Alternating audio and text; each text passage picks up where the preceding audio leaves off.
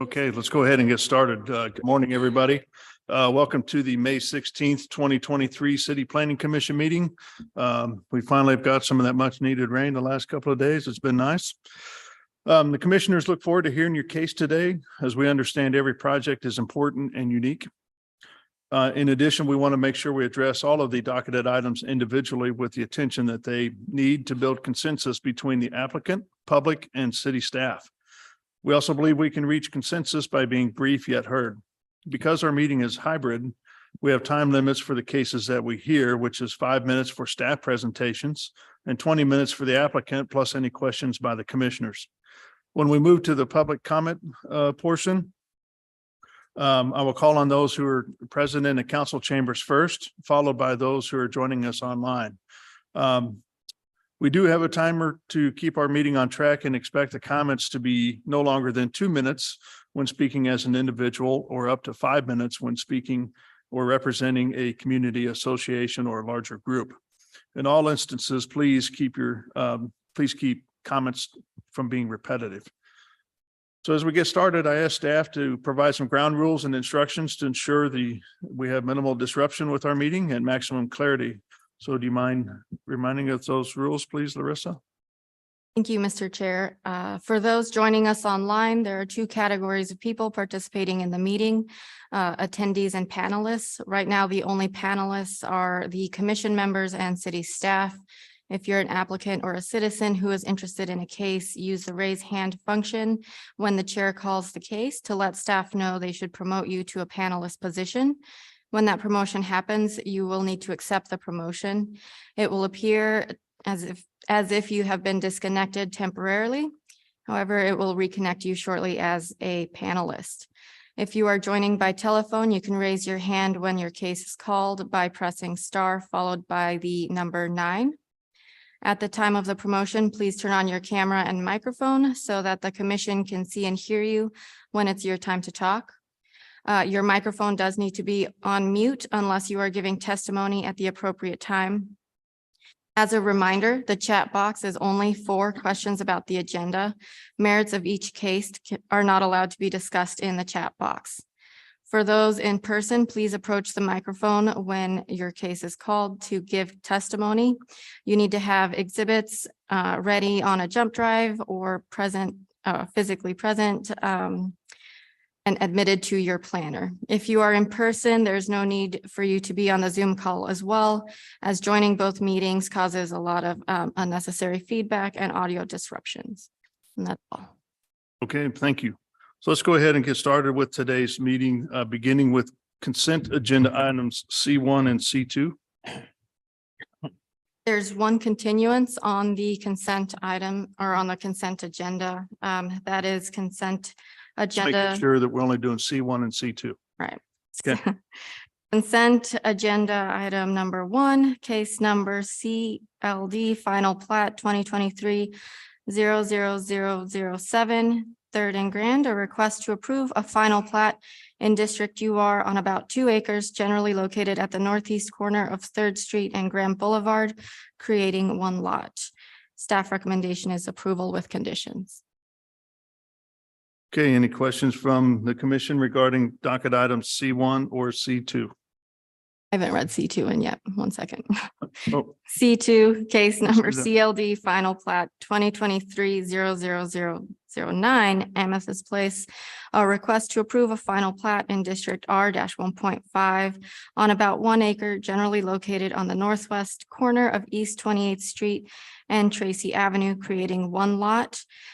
Staff is recommending a continuance to June 6th. That's docket item C2? Mhm. Oh, I thought, okay.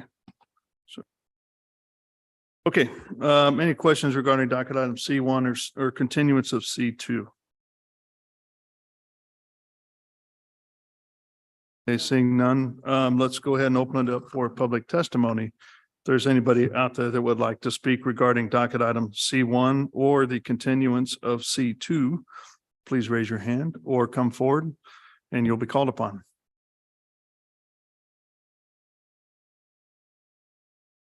There's no one appearing in the chambers and no one has raised their hand online. Okay, so I'll take a motion, please. We'll close public testimony. Chair Crowley, move to approve docket item C1 with conditions and to continue docket item C2 to June 6th. Okay, so I've got a motion and a second for approval of C1 and continuance of C2. Lisa, can you take roll call on that motion, please? Yes, who seconded? Commissioner Rojas? Okay. Commissioner Beasley, Aye. Crowe, Aye. Enders, Aye. Hill, Aye. Rojas, Aye. and Sadowski. Aye. Okay, looks like the motion passes 6-0 for approval of docket item C1 and continuance of C2 to June 6. I'm going to recuse for docket item C3. But Commissioner Hill, take that one over. Will you read docket item C3? Right, C3, case number CLD final plat 2023-00008. A request to approve a final plat in District MPD on about 18 acres generally located at the northwest corner of Northeast 76th Street and North Brighton Avenue. The staff recommendation is approval with conditions. Thank you. Are there any questions of commissioners to staff on docket item C3? No. Okay. We'll open it up to public testimony. Is there anyone online or in the chamber that would like to provide testimony on docket item C3? No one appears in the chamber and there is no hands raised online. All right, seeing none, we will close public testimony. I will take a motion from a commissioner. Chair Hill, I move to approve docket item C3 with conditions. Second. All right, it's been moved in second. Lisa, can you please call the roll? Commissioner Beasley, Aye. Enders, Aye. Hill, Aye. Rojas, Aye. and Sadowski. Aye. All right, motion passes unanimously. Back to you, Chair Crowley. Okay, thank you. All right, so for docket item C4, I'd like to take that off the consent agenda item and open it up for discussion, please. Consent agenda item C4 is case number CD CPC 2023-00028. A request to approve a project plan for limited motor vehicle repair in District B3-2 on about 1 acre generally located at Northwest Berry Road and North Green Hills Road. Staff recommendation is approval with conditions and the staff planner is Andrew Clark. Want to promote the applicants, Reed Moreland and I believe Royce Barrington.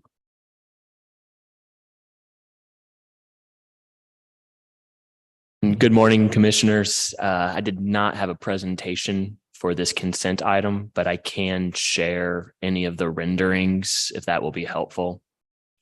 Yeah, I think that that's what I would like to talk through is the actual renderings of the building exterior and what's expected there. And I think the other thing I'm just curious about is the actual access that's in the front of it.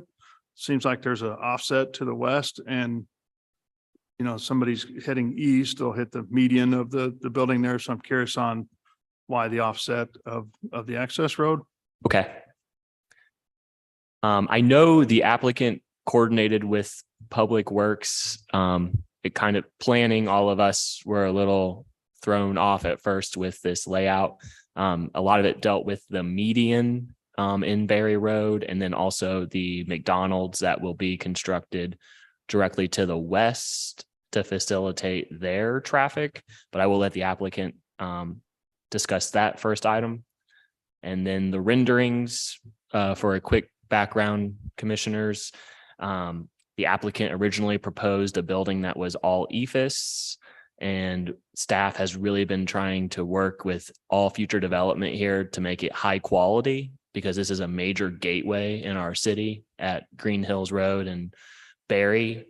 The applicant agreed to provide all brick except for the small tower on top of the building. But we wanted the brick to match what the McDonald's is doing and what is found across the street. But due to, I believe, supply issues from the applicant, that they requested to paint the brick blue. And that is a short story of the elevations that we have today. Do you have any color renderings of what that would look like and how that would be presented at the site? Um, You want to share your screen? oh, I will share my screen.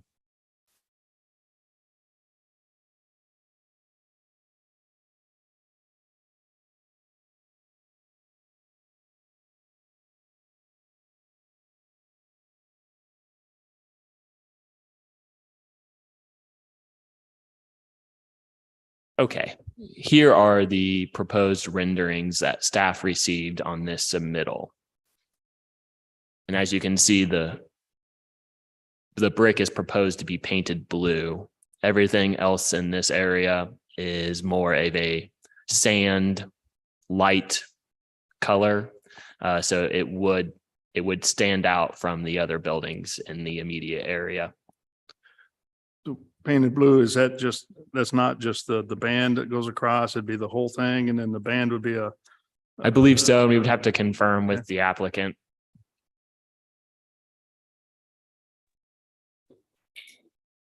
The actual brick would be more of it leans more towards a gray. Hey, I'm sorry, do you mind stating your name and address for the record, please? Sure. Royce Barrington, 4400 McKinney Avenue in Dallas. And like I said, that the band would be blue. That's our brand standard. And then the brick would be more of a gray. There in the top right hand corner where that box is, we do call out all of those colors. And so I think that you've got the uncertain gray right there. And then look up, there should be another gray in there as well. It's hard for me to see it. The light gray. But this would be actual brick that's laid for the building and then you'd paint over it, is that That's correct? correct. Yes.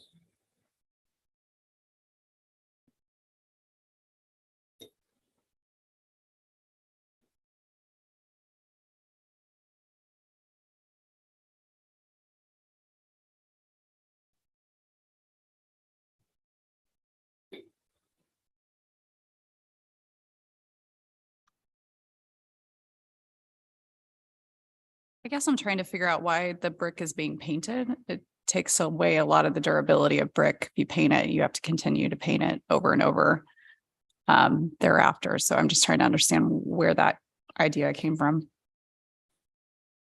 Well, there were some supply issues finding a color that would work.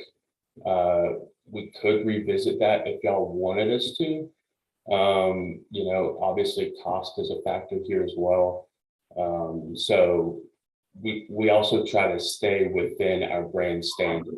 Their colors are the blues and the grays. Since we had to switch from the ethos to the brick, it was difficult to find the brick color that matched that.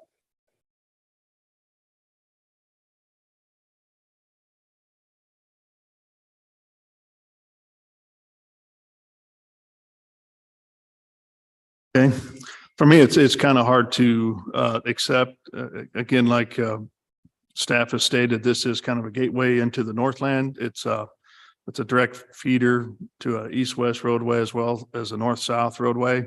And I'd like to have something within that corner that fits a little bit better, fits with the character around it. You know, it's more inviting for people to want to go there and have an experience, I guess.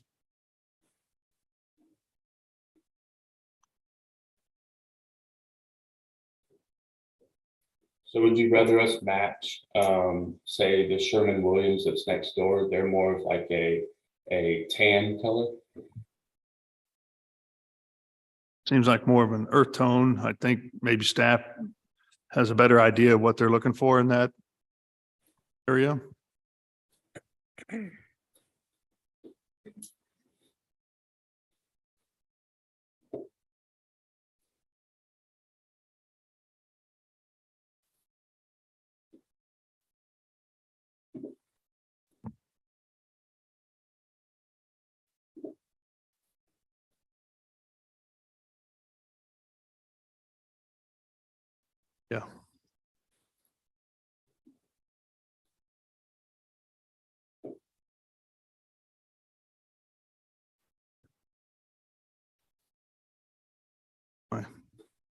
So we would like an earth tone brick and not gray would not be earth tone. Well, the brick would need to match either Sherwin-Williams or McDonald's is what the commission is asking. I don't think the color has to match exactly, but it sure seems like they can do some earth tone type of color to the building that would be complementary to the buildings on either side. That's kind of beyond my capabilities. But I think a blue with a even deeper blue band on the building itself, it would be a very stark contrast to the whole feel of that area right there.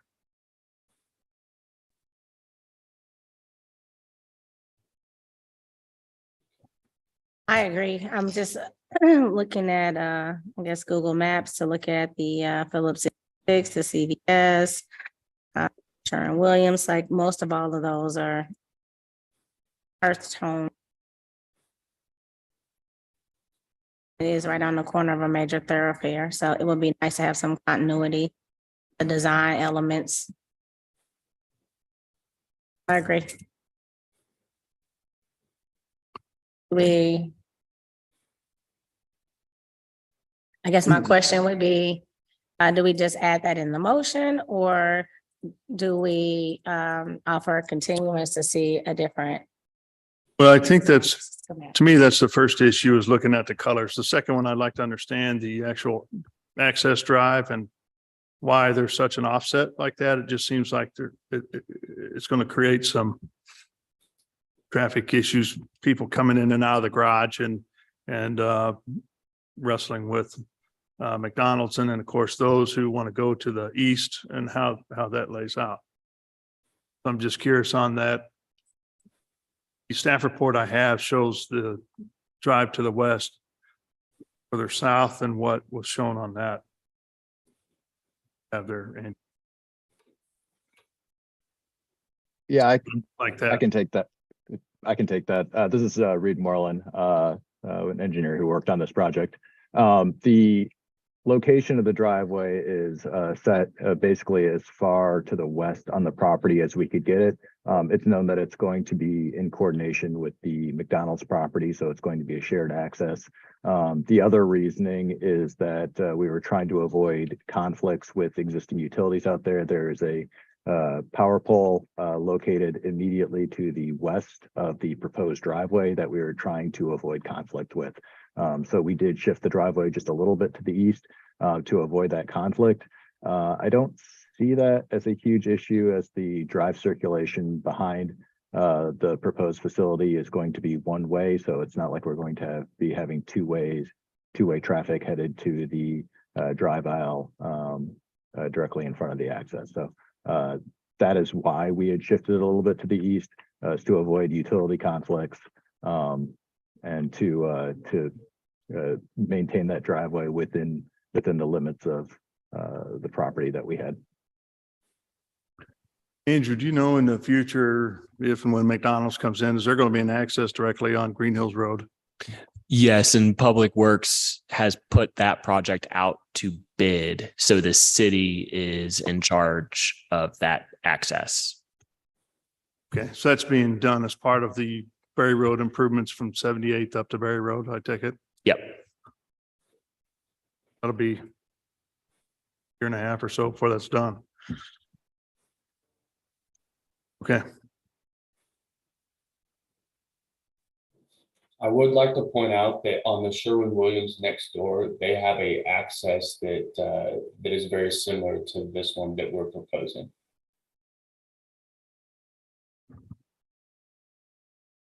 I'm sorry, I didn't understand or hear what that. He stated that Sherwin-Williams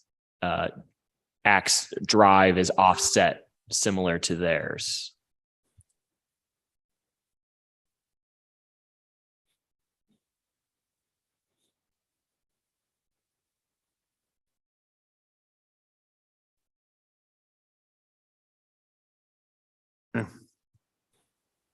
Any other questions from the commission regarding docket item C4?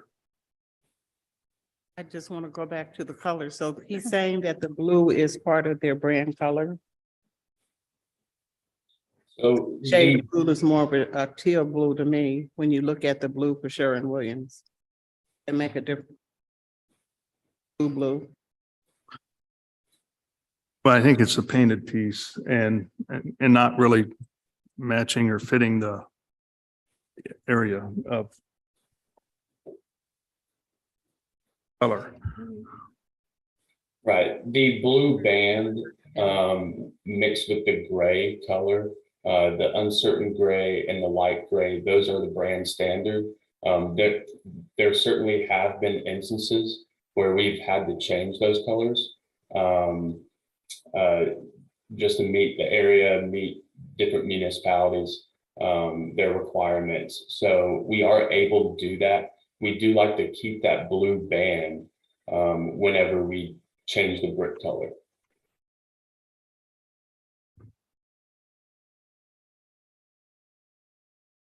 I just really hate the idea of painting the brick because what we approve is a building that'll last for a long time. And I hate to build a building out of brick that can't really operate with the durability of brick because you paint it. You can find like a glazed brick or something that could provide that accent, but have a durability factored in. I just, that's my issue is painting brick just seems counterintuitive for a new building. Sure. We can definitely look at other brick options and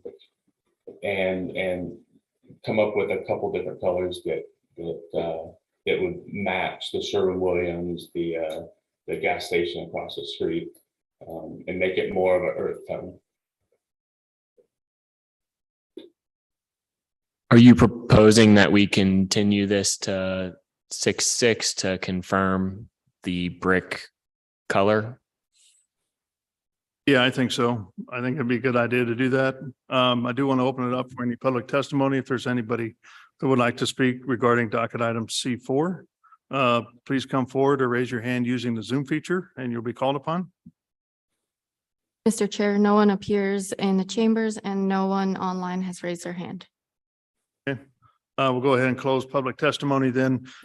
Yeah, I think from my standpoint, I'd like to see something, a different presentation as far as the what the exterior of the building really looks like, and if it can be a color rendering that's showing that, I think that'd be good.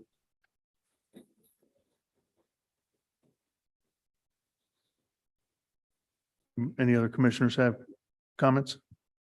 I'm open to, if you all think there's something that we can pass that allows them to work it out with staff, I'd be fine with that because it feels as though it'd be a smaller change potentially if it's the exterior, but you all probably know more about that.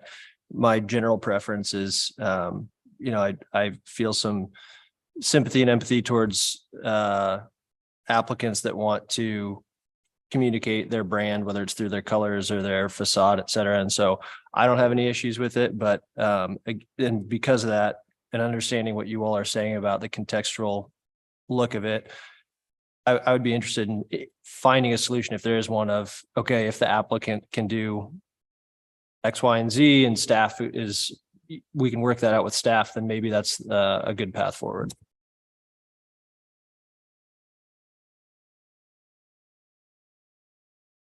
Like it'd probably be better to bring it back at least one more time if they can come to a resolution by then.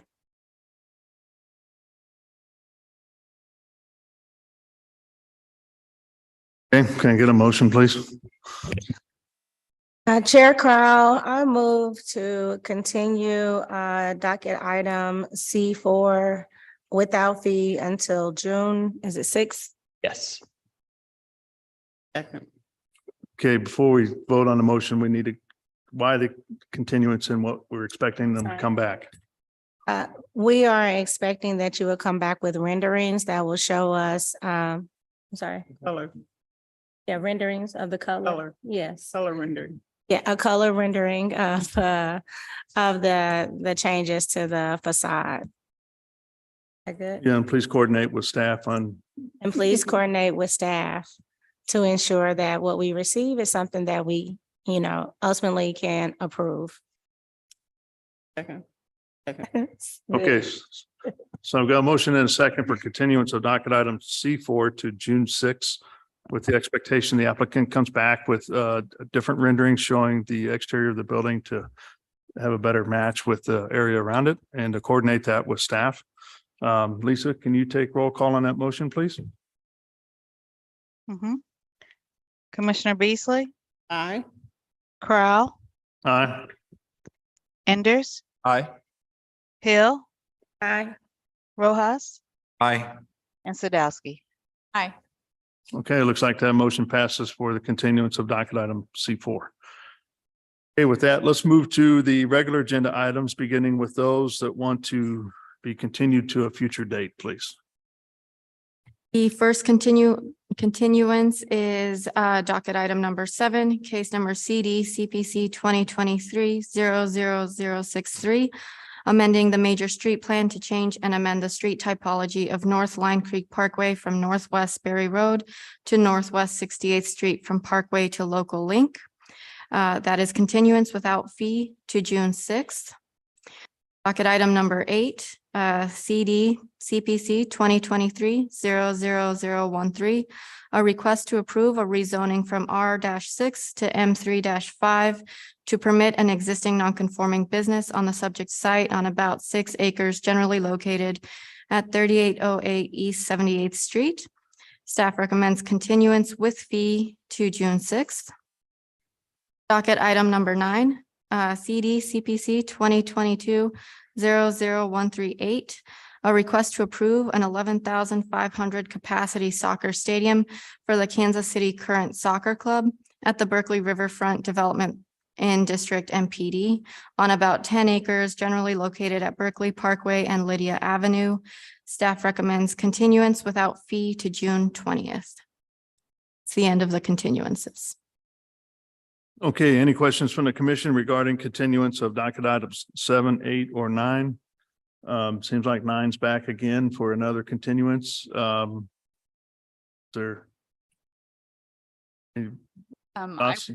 I won't be here on the 20th. I don't know if that fact. Docket item. Okay. So that takes. Yeah, because we've got we still have quorum, good quorum on that. Assuming that they come back. Do we know the status of that, why they keep continuing? The applicant is here in person. They need some more time or MoDOT needs some more time to review the traffic impact study that was recently submitted. Okay. Is that good enough, or the commission want to hear more detail about that? Okay. All right, so this time we'll open it up for public testimony. If there's anybody out there that would like to speak regarding continuance of docket items 7, 8, or 9, please come forward or raise your hand using the Zoom feature and you'll be called upon. No one appears in the chambers and there's no raised hands online. Okay, I'll take a motion, please. Chair Corral, I move to continue docket items 7, 8, and 9 as stated in the docket. Second. Got a motion and a second for continuance of 7, 8, and 9 as stated in the docket. Lisa, can you take roll call, please? I'll have to do 9 separately because it's a quorum. So for 7 and 8, Commissioner Beasley, Aye. Crowell, Aye. Enders, Aye. Hill, Aye. Rojas, Aye. and Sadowski. Aye. And for 9, Commissioner Crowell, Aye. Enders, Aye. Hill, Aye. Rojas, Aye. and Sadowski. Aye. Okay, it looks like the motion passes for continuance of those 2 or those 3 docketed items. All right, with that, let's go back to docket item number 1.1 and 1.2. Okay. The following 2 docket items are companion cases. 1.1 is CD CPC 2023-00046, a request to approve a development plan in District UR and preliminary plat on about 18 acres generally located at Truman Road and Van Brunt Boulevard.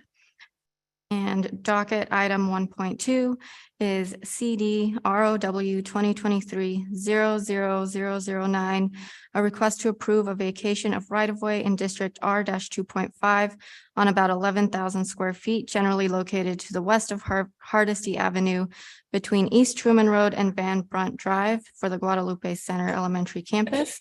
And Andrew Clark is the staff planner. Good morning, Chairman Crow and fellow commissioners. Before you today, I will have two cases. And let me share my screen.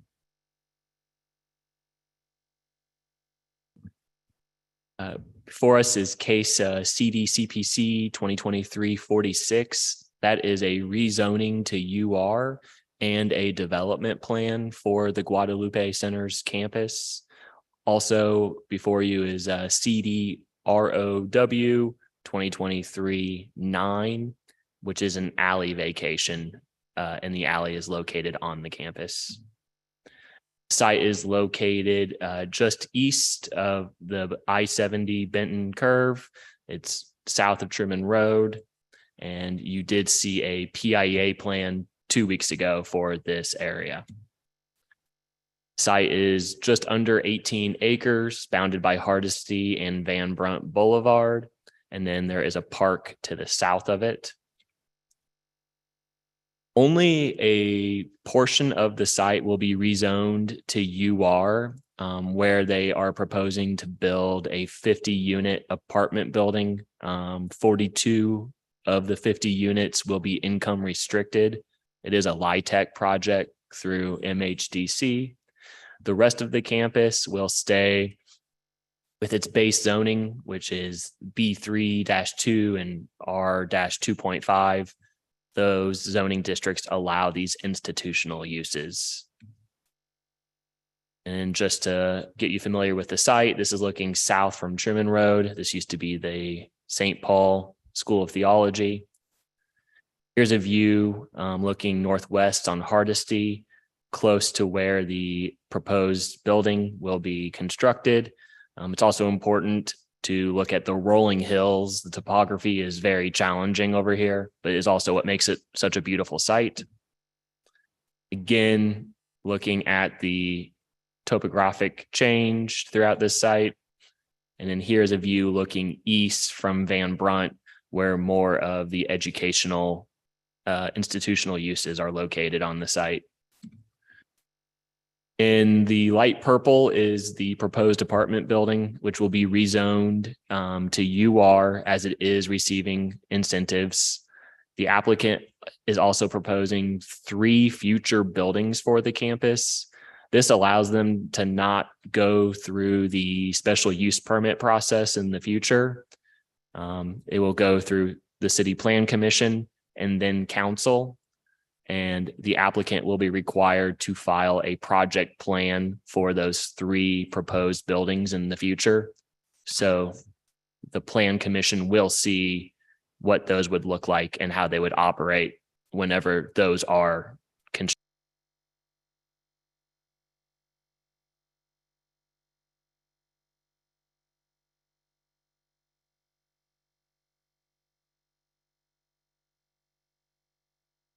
Here are the elevations, including the materials. The applicant is providing a full brick that matches the existing brick found on the campus, fiber Pardon cement me. siding, and staff.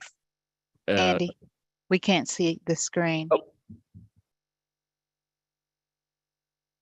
On Zoom.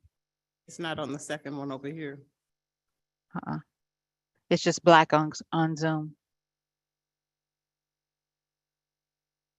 Well, I don't know what to say. It's kind of weird. It's showing up on one, but not the other screen. I'll stop sharing and try to share again.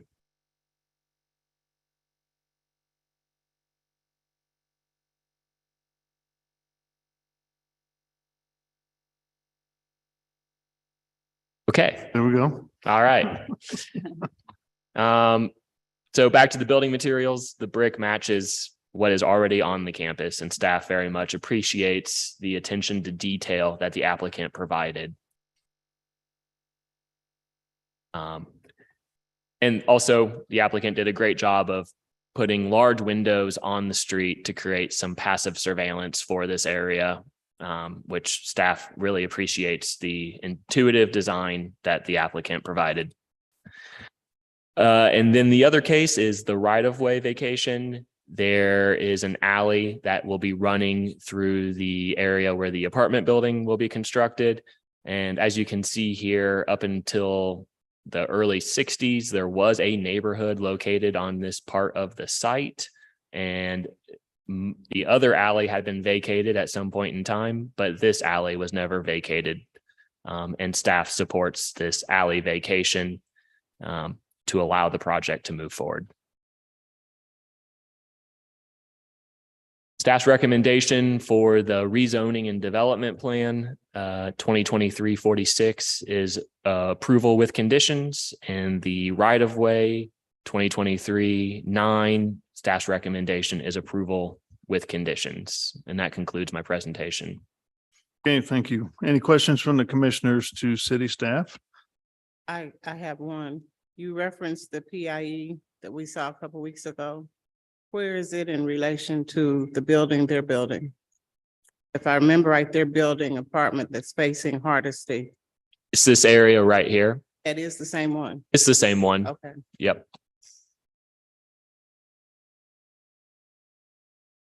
Have a comment, Commissioner Hill? I was just thinking that we don't often see the same pictures of the community when there's a declaration of block. As you see, the topography is beautiful. Oh, yeah. I know the campus. That's all I was saying. Beautiful view I downtown. can't tell it's the same project. It is. Yeah. Any other questions? Just a question for staff, not necessarily about the project. With the other proposed buildings, the elevations that we've seen, that's kind of just to give us an idea because it could change drastically. That's just kind of to show intent. Exactly. They were just giving us some massing of what they're thinking right now. Gotcha. I asked them for a timeline. Right now, there's been no campaign or funding for any of that at this point.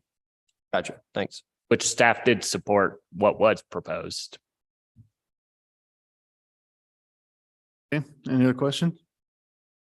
Let's go ahead and welcome the applicant then, if the applicant's available.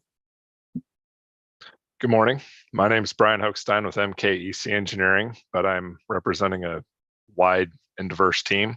We have Hollis Miller Architects, Otomo Architects, Consolidated Housing Solutions, and of course, Guadalupe Centers, all involved in this project. I think that Andy did a great job of kind of presenting what we're doing, but from a very high level. We've kind of got two major goals. The first, of course, is to get this housing solution solidified and completed on the southeast corner. Guadalupe Centers is interested in making those other improvements for buildings A, B, and C. What those will do is they'll expand the academic wing to an area that was already torn down. The existing library on the back side of it, that space was removed. And so the goal is to basically almost replace in kind, and that's going to be classroom space. Building B is an academic center, and then finally building C is a gymnasium.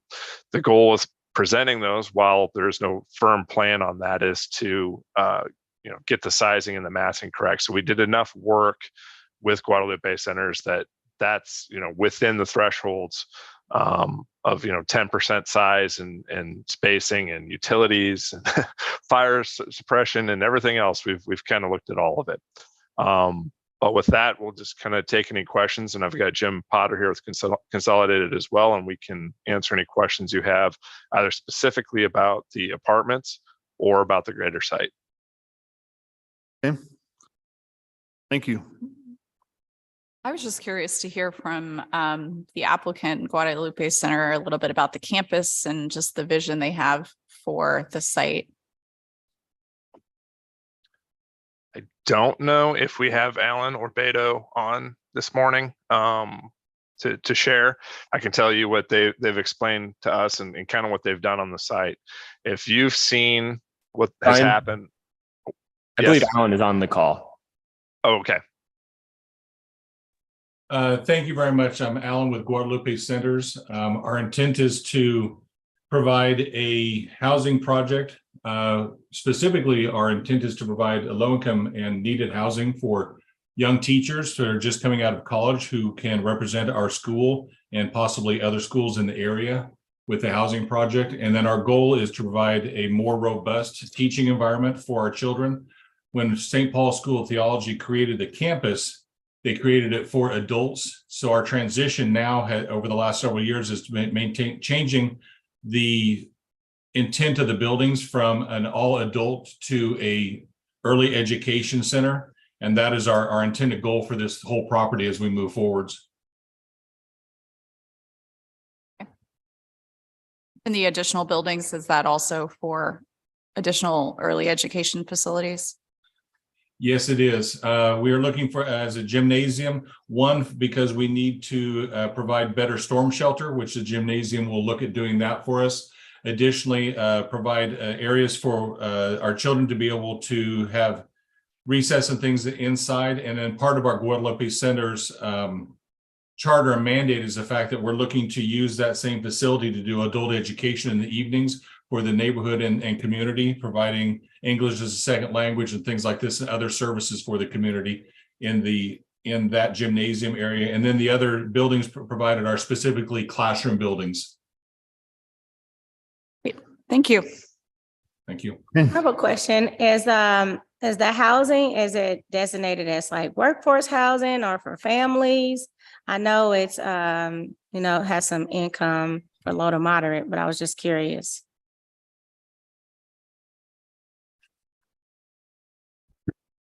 Yeah, Mr. Chairman, can you hear me? This is Jim Potter.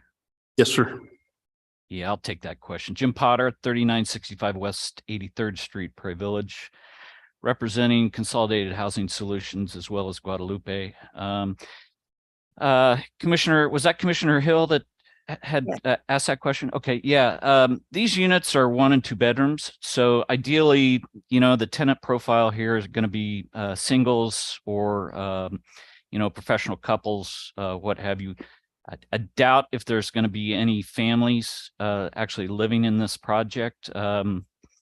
You had asked the question at the PIA presentation, I believe 2 weeks ago, whether we had discussed this project with the school district. And I actually couldn't adequately answer that question at the time because I needed to go back and check with our team. But we have had discussions with representatives of the school district. We'll continue those discussions as they might impact the school district moving forward. But the actual tenant profile here is primarily workforce. As Alan mentioned, we're going to try to orient this towards new teachers and single or professional married couples. So hope that's answered your question.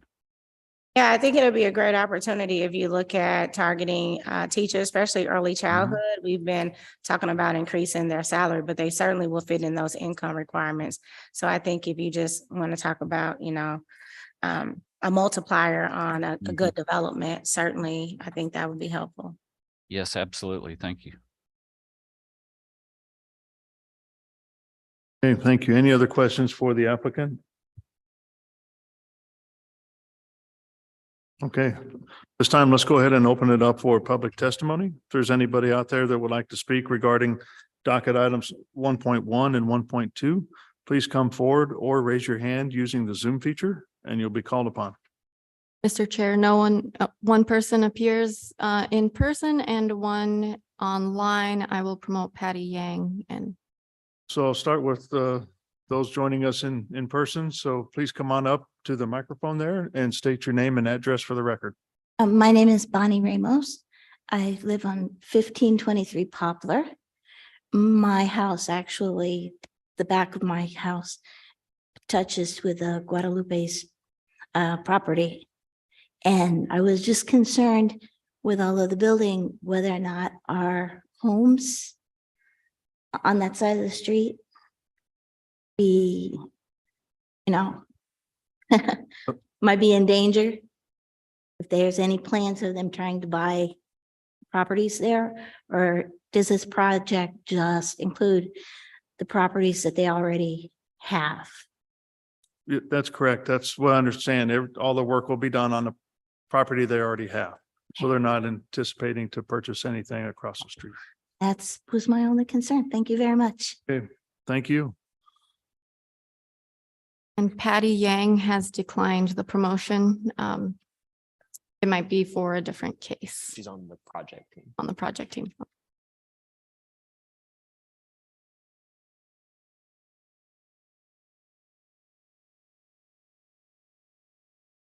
Patty available? No, I think she's part of the project team. Oh, I'm sorry. Okay. No one else appears online with a raised hand. So we'll go ahead and close public testimony then. Just applicant, do you mind just confirming the question that the Ms. Bonnie had, whether or not you'll be working on the east side of the road or taking any property for this project? Sure. No, everything will consist on our property. So. Okay. All right. Anything else you'd like to add, applicant? No, just that we appreciate staff. This has been a fairly aggressive timeline, and they've worked well with us. And I think we've come to solid resolutions on how to approach everything. And we agree with the stipulations and conditions that have been put forth on this development plan. So. Okay, thank you. With that, I'll close testimony then, and we can speak amongst the commission, or I'll take a motion, please. Chair Crowell, I move to approve docket item 1.1 with conditions and docket item 1.2 with conditions. Second. Okay, so I've got a motion and a second for approval of docket items 1.1 and 1.2 with conditions stated in the staff reports. Lisa, can you take a roll call on the motion, please?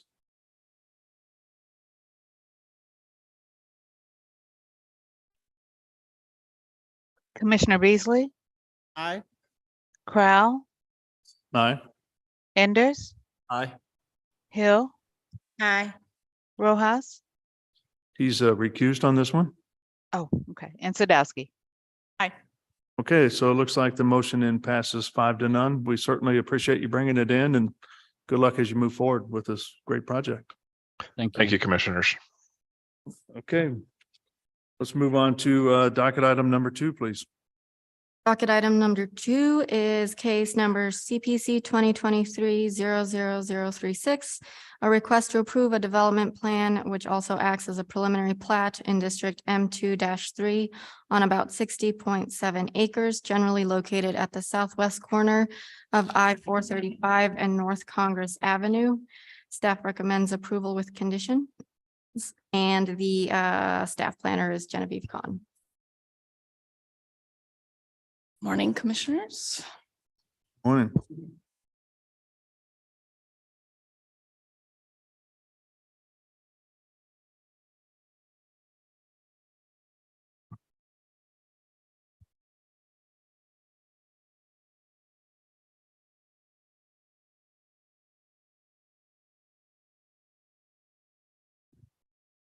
Docket item number 2 is for a development plan for the Genesis 60 industrial project at North Congress Avenue and I-435.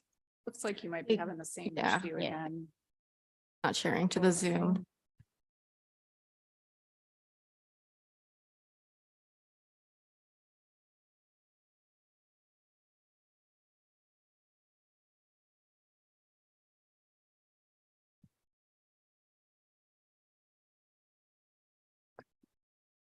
Site is generally located in the Northland east of the airport.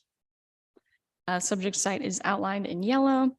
Probably looks familiar to you as over the last multiple meetings, you've seen projects and rezonings for a couple of the sites to the east and west. Here is the proposed site plan. It contains a public road through the center of the site, northeast 119th Street, to serve the creation of 4 lots. There are 2 larger light industrial buildings on the west side of the site, and 1 smaller flex industrial office style building adjacent to North Congress Avenue. On the north side of the road, there's some additional overflow truck trailer parking that is currently encroaching into the stream buffer, which I will talk about in a minute.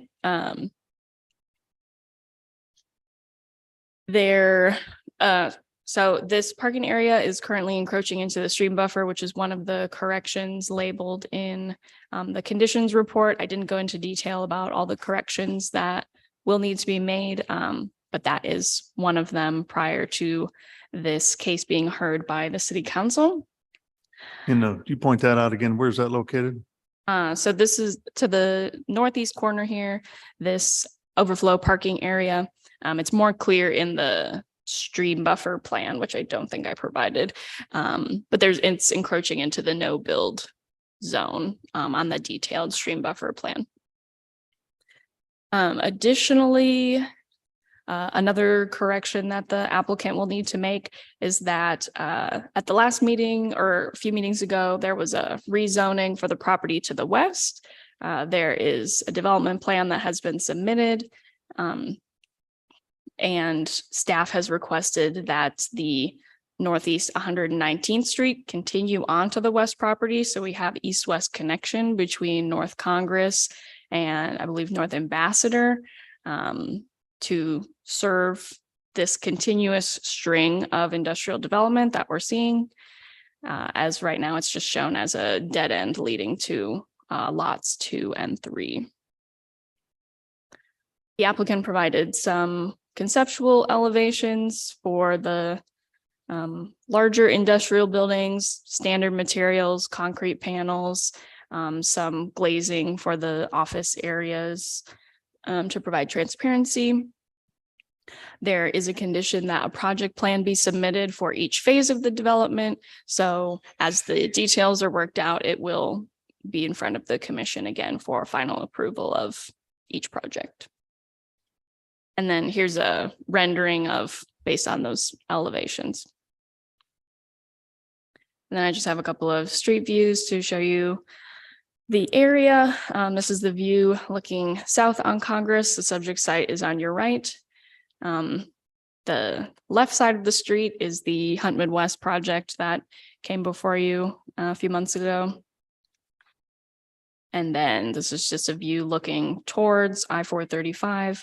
While on Congress, the subject site's on your left. There's a tree buffer around most of the site, but the interior itself is largely cleared for previous agricultural use. And staff recommends approval with conditions.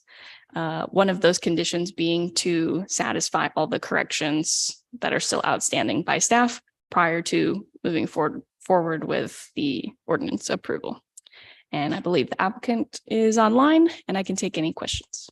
Okay, any questions for staff?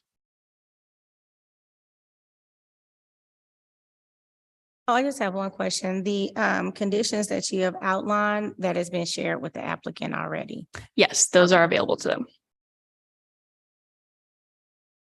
Okay, any other questions for staff? All right, so let's go ahead and welcome the applicant then.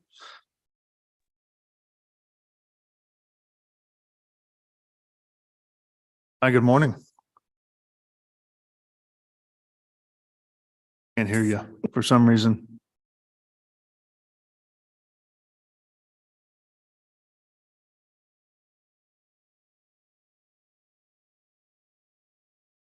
We still can't hear you. How about now? Here we go. Yeah. Sorry about that. Dustin Burton with RIC. We're at 400 East 17th Street in Kansas City. Appreciate all the staff's involvement. Genevieve's been great to work with and really helped us walk through the ins and outs of the development. I don't really have anything to add to our staff report. I think it was pretty sufficient, but I will point out, we were actually here about a year ago with the same development. And it's pretty much the same layout. We came back, we had some small changes to the buildings, primarily those industrial buildings on the west. Those, we kind of flipped the docks around and then we kind of made them smaller as well to kind of better support market conditions. So this revised development plan is actually a little less dense than what was previously approved about a year ago. And as Genevieve said, we are good with the conditions placed on it, and we understand the corrections that need to happen before we go forward. So I'm happy to answer any additional questions you might have. Okay, thank you. Mhm. Any questions for the applicant?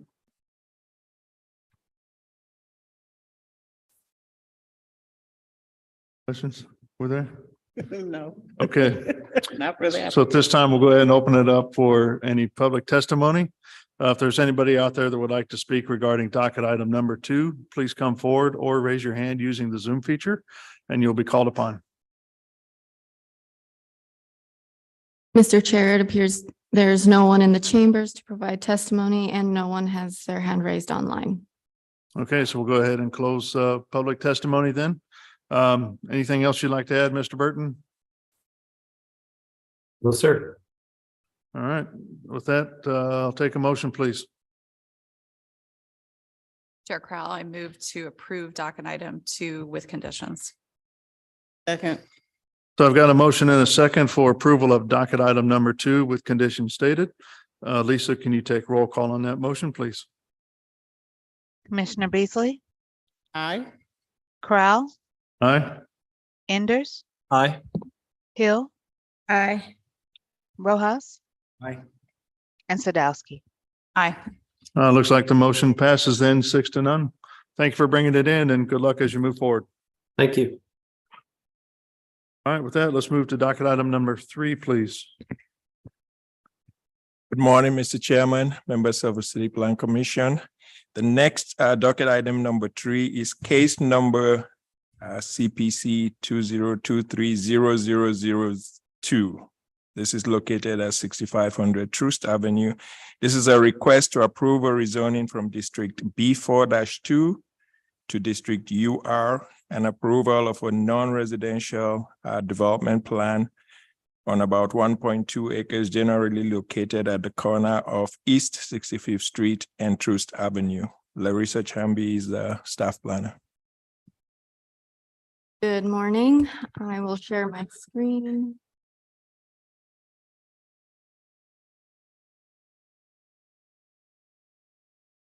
That sharing to both screens up front so far. Okay. So far, so good. All right. This is case number 2023, number 2. It's a rezoning to District UR from District B4-2. It also includes a non-residential development plan. The rezoning and the development plan are required for the project because it received a PIA funding. You saw that PIA application on February 21st. The subject property is located in the Country Club Waldo area. It is surrounded by R80 to the north, UR to the west, B3-2 to the south and the east. Here is just an aerial of the site. Here's a site plan. The developer is proposing office, retail, and restaurant uses for the lot, which is in keeping with the previous uses of the buildings. And staff is limiting the uses moving forward to those that are allowed in the B3 zoning district. Access to the property is off of Troost, and the developer is proposing a 6-foot tall fence that surrounds that parking area that you see. The landscaping plan is in compliance with the code, as is the parking.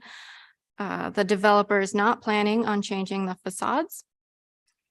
As you can see here, they did submit, it's a little blurry, but they did submit the landscape plan with trees that'll be removed and trees that will be added to the site.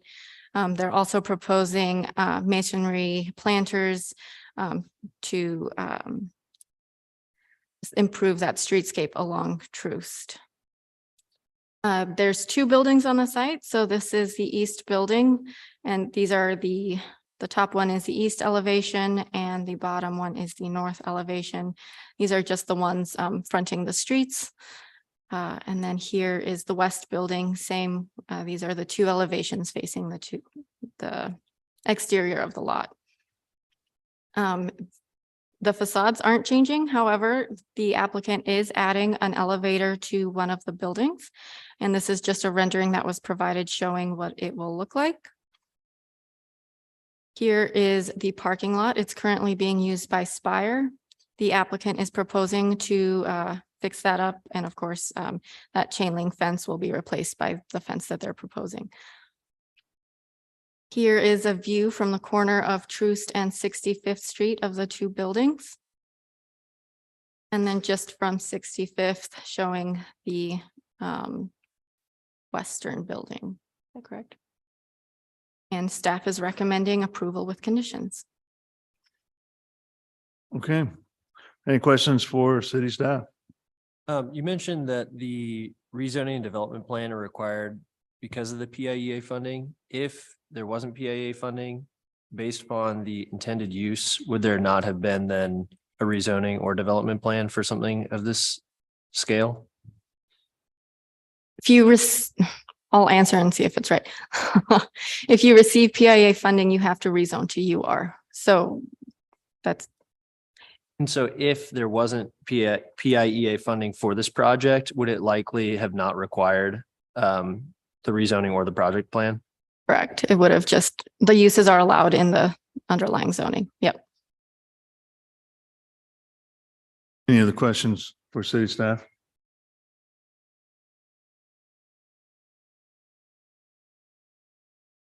Yeah, let's go ahead and welcome the applicant. She always asks a question as soon as I move on to the next step. That's why I wait. I'll save it for them. Okay, thank you. Good morning. Welcome. Good morning. I'm Butch Rigby. I'm with my business partner Byron Pendleton. We appeared in front of you a couple, 3 months ago with the PIA version of this plan. And, just as a quick refresher, it's 2 buildings at the corner of 65th and Troost.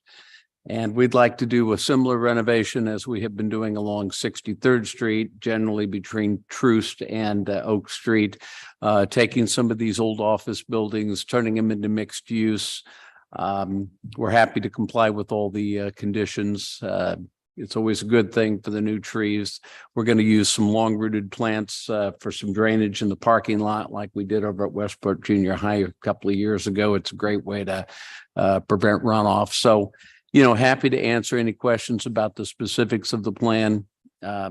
We typically, the prohibitions in URD are the same prohibitions we follow anyway. We don't want adult business, gas stations, car lots, things like that. We like a nice mixed use, small business friendly development. Any questions for the applicant? Can we go to the picture where you showed the elevator that was rendering for the elevator?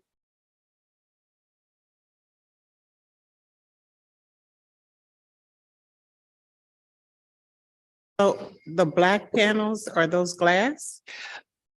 Those are proposed to be glass. They probably won't be that dark. We like the lighter green UV elevator glass. We don't know, depending on code from the city, if it might get a little prohibitive in expense, then we would use something that would be a similar material to the back of the building. We prefer glass. We prefer glass wherever we can. Like the glass. I do too. Unless it's 1 hour glass and then it's about, $100,000, we may not, but yeah. Thank you. Okay. I was just curious, looking at parcel viewer, the site to the north of you is owned by Children's Place. Do you have any idea if they're planning on developing anything on that site or? To the south of us? I thought it was to the north of you. To the what? 65th and Troost on the northwest corner. Oh, on the northwest corner, that is property that is owned by the Children's Place. If you go around the corner on Rock Hill Road, they've just renovated the old building just to the north there, and they own all that property, and we have actually approached them about buying that property for additional parking, but they are keeping it as they have a large auditorium that they intend to renovate. And so it's our understanding their plan has been to turn that into additional parking, and they have indicated they might make some of it available to us if our tenant would ever require it. I mean, we've got parking on the backside of our, the south side, but we'd like to activate those two 65th Street spaces, make them, a business that might have some pedestrian use or some, maybe a restaurant or something. And then it would be nice to have parking right across the street. Okay. Any other questions for the applicant?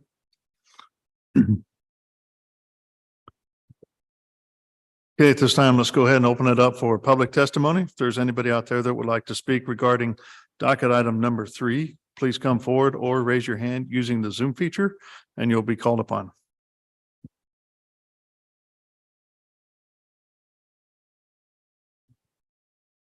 Is no one online with their hands raised? So. Okay, so we'll go ahead and close public testimony then. Any other thoughts or comments? No, we always appreciate the consideration, and we certainly take seriously our fiduciary responsibility when we're granted these types of abatements and public tools in which to develop the neighborhood. And we've had a great dialogue with a lot of the neighbors. We're actually having some more meetings voluntarily with some of the neighborhood associations east of Troost, on the east side there, because they've reached out to us. So we're happy to be a part of a great area. Troost Avenue has a great future. Certainly done a lot of great work to retransform that whole area, that whole corridor. So nice work. Chair Crowell. Sorry, Oh, quick question yeah. for either other commissioners or staff. In theory, is it better long-term to have more UR zone places or B4? So I understand why the rezoning, and I'm just curious if it's like a unintended consequence that then you have more UR zoning in the future, or if ideally there is a way to keep zoning as is and not require rezonings all the time.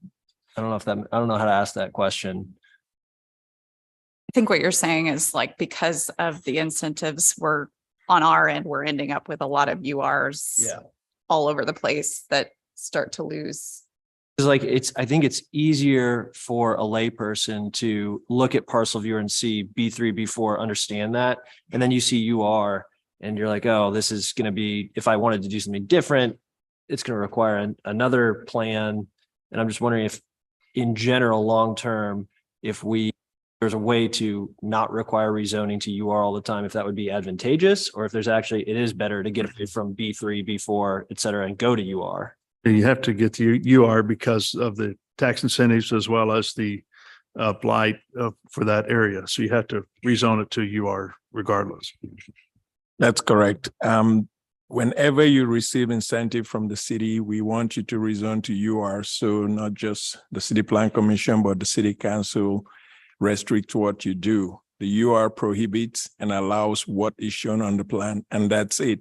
So it keeps away obnoxious uses. So we don't want to incentivize uses that are not desirable. So that plan locks you in. But what happens is that if and when they do not receive incentive, they can choose to opt out of the UR and go back to a regular B3. Well, I think I understand the short-term benefit. I'm wondering long-term, like in 40 years, are we going to wish we didn't have UR zoning everywhere and wish we had just kept the base zoning of whatever it was previously, or if it's really not an issue?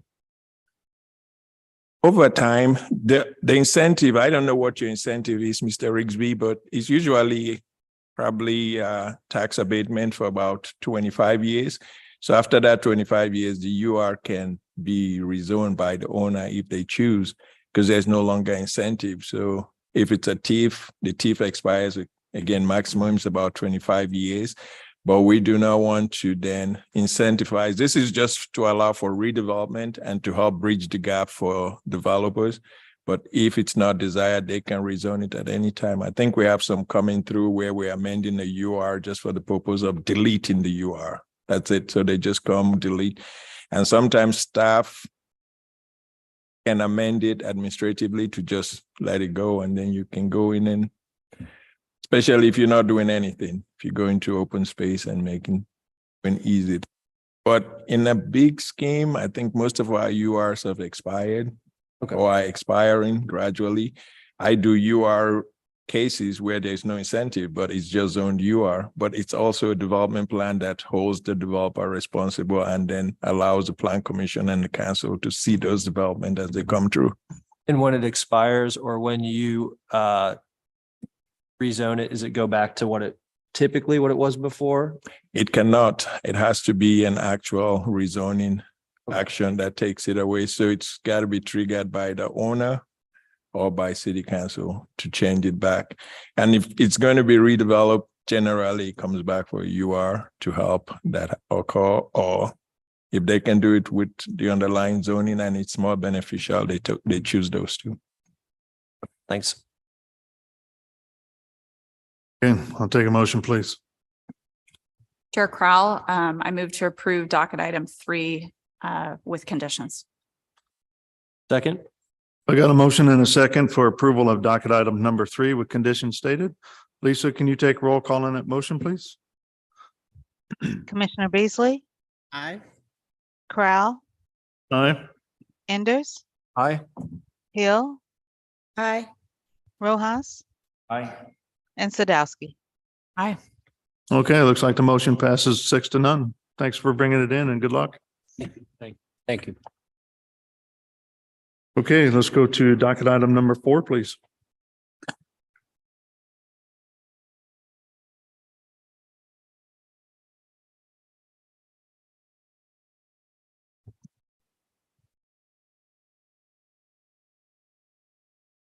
Mr. Chair, the following docket item is number 4, CPC 2023-00042. The Santa Fe Elementary Office rezoning, a request to approve a rezoning from District R 7.5 to District O on about 2.17 acres, generally located at the southwest corner of Eastern Avenue and Old Santa Fe Road. Staff planner is Olafu Agbaji, and staff recommends approval without conditions. Morning, Mr. Chair. Let me make sure I share my screen before I do anything.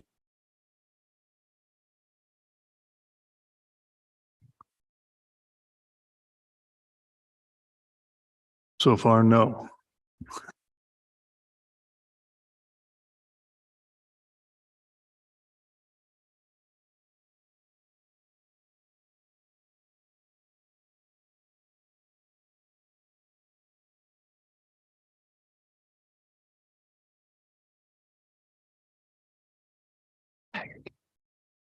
Great, thank you.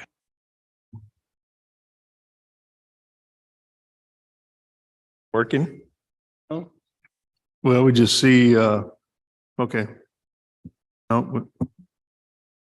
Okay, I think we got it now. Yes. Okay. That's an older case.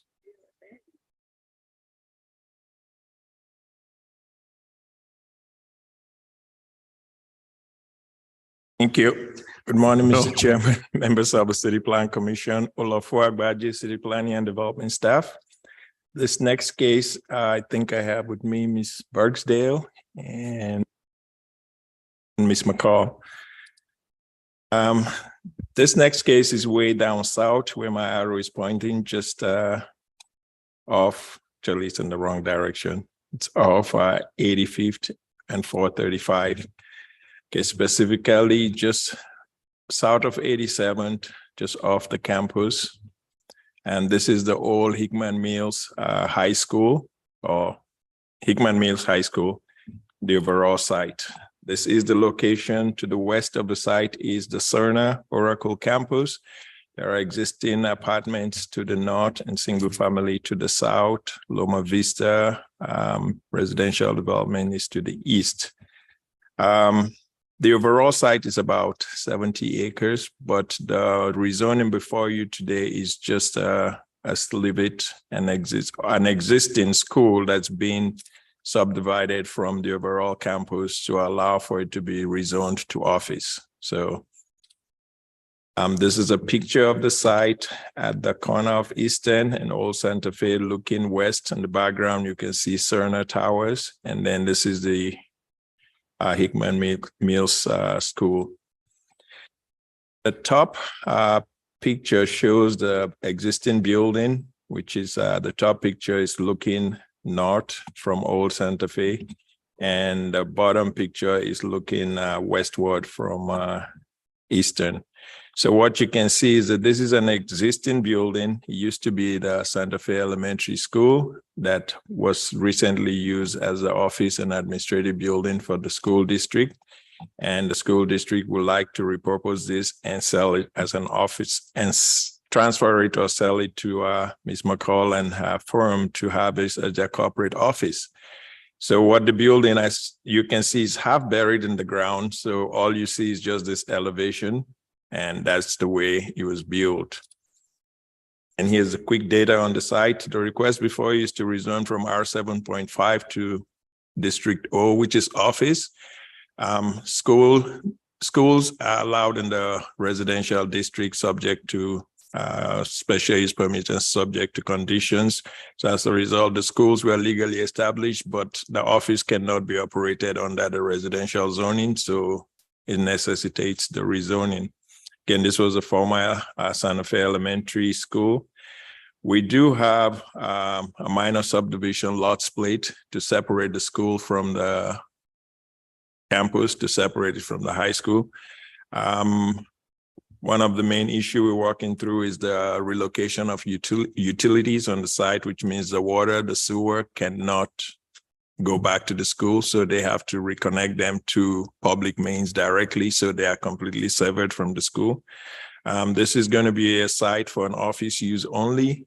No contractor equipment or large truck will be on the site. We have letters of support and letters of opposition. Some I received yesterday and today, and I think we forwarded those to you. And I hope that they are on here to talk about their opposition and support. Again, this is within the Hickman Mills area plan, and the future land use recommended by the Hickman Mills is office residential. So it does not necessitate an area plan amendment because that's compatible. Again, as you can see, the school that's going to be separated is just at the corner of the main campus. Is a proposed minor subdivision lot split, and the split will be to then remove this. Again, the lines that will be severed will be the water line to the north and the sewer line to the west. And all those would then be new taps back to this office that has no connection to the school. And this is the track 2, and this is 2.7 acres of the 70 acres. This is a rendering provided by Ms. McCall showing what the office will look like once renovated. For this, staff's recommendation is for approval without condition because it's a rezoning without a plan. So the rezoning, the staff is supportive of the rezoning to office. And I did provide you letters from Teresa and Edens and then Beth Berger. And I hope they're here to testify. That ends my presentation. Okay. Did we also receive another letter in opposition as well from neighborhood? Yeah, you should have 2, one yesterday and one today. Okay, got it. Thank you. All right, any questions from the commission to city staff? I just have one clarification question. We're splitting the lot, but she's only concerned with the small lot that we're splitting, or is the whole campus staying under her? We're separating the lot she's going to buy, which is the office building, from the entire campus. So of the 70 acres, she's only going to purchase 2.7 from the school, and that contains that building and the parking lot at the corner. Okay, thank you. Okay, any other questions? All right, let's welcome the applicants then. Good morning. Good morning. Morning. Just wanted to talk about the building we're purchasing. I was born and raised here in Kansas City. I'm a graduate of the Hickman Mills School District. Currently, my office is in Lee Summit, bringing it back to the district that I was brought up in. Currently, we do a lot of outreach and mentoring for the Hickman Mills School District. This office is just going to be my home office only. It is not where my yard is. So there's not going to be any heavy equipment. We're not doing anything like that there. The main thing for the training facility in it is I like to see more women. I am a general contractor. So we're going to offer a small training for women that want to get in this trade and just be a mentoring to the school district. Hopefully, we'll continue to get some of these homeless kids off the streets, possibly in a trade. So I am proposing to bring, since I am involved with the school district, to bring my corporate office to South Kansas City.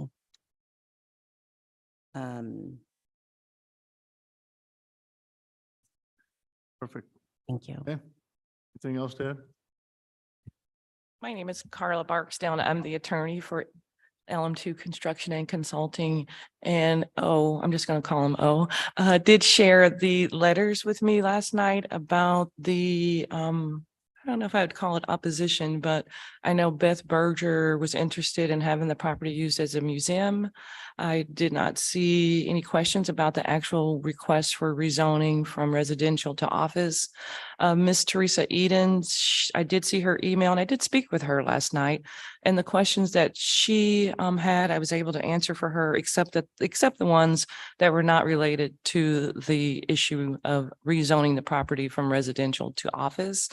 We did engage in community engagement as required by the ordinance. We met all of our deadlines. It just so happens that these two Southtown groups are not registered neighborhood associations or civic organizations. So we sent our notices out to people who were property owners who were within 300 feet of the property.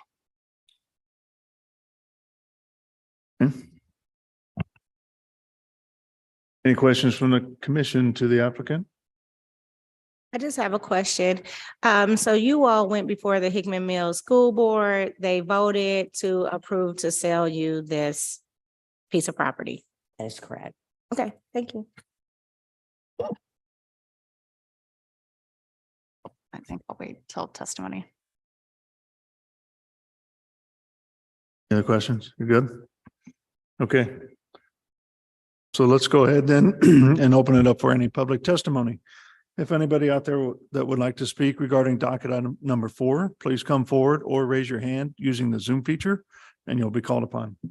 Mr. Chair, it appears no one would like to testify in the chambers, and we have 2 people online, Beth Berger and Teresa Eden, and I'm promoting both.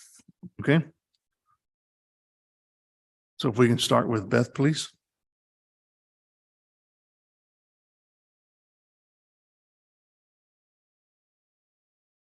And Beth has joined as a panelist.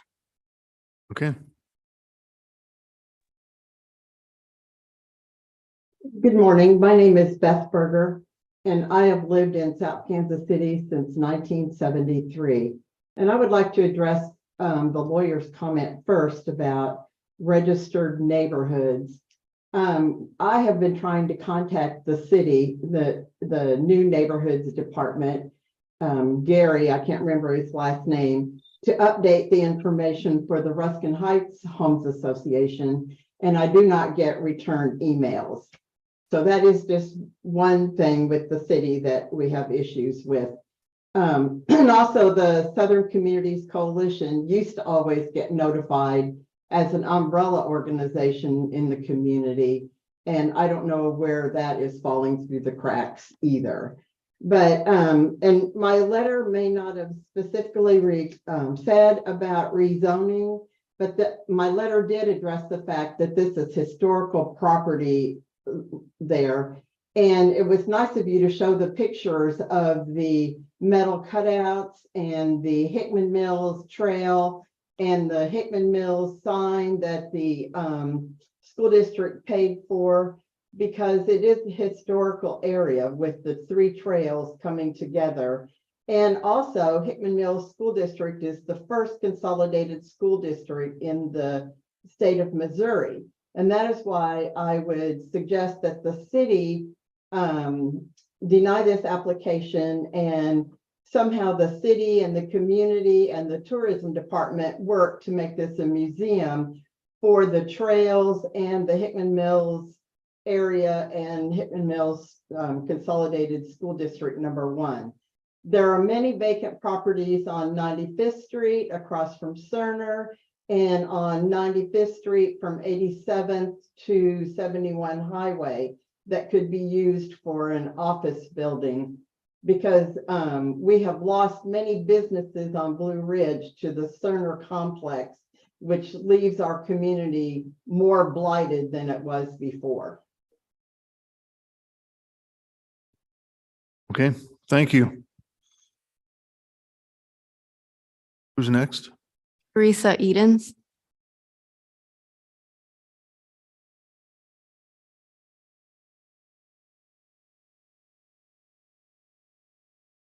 He has been promoted to a panelist as well.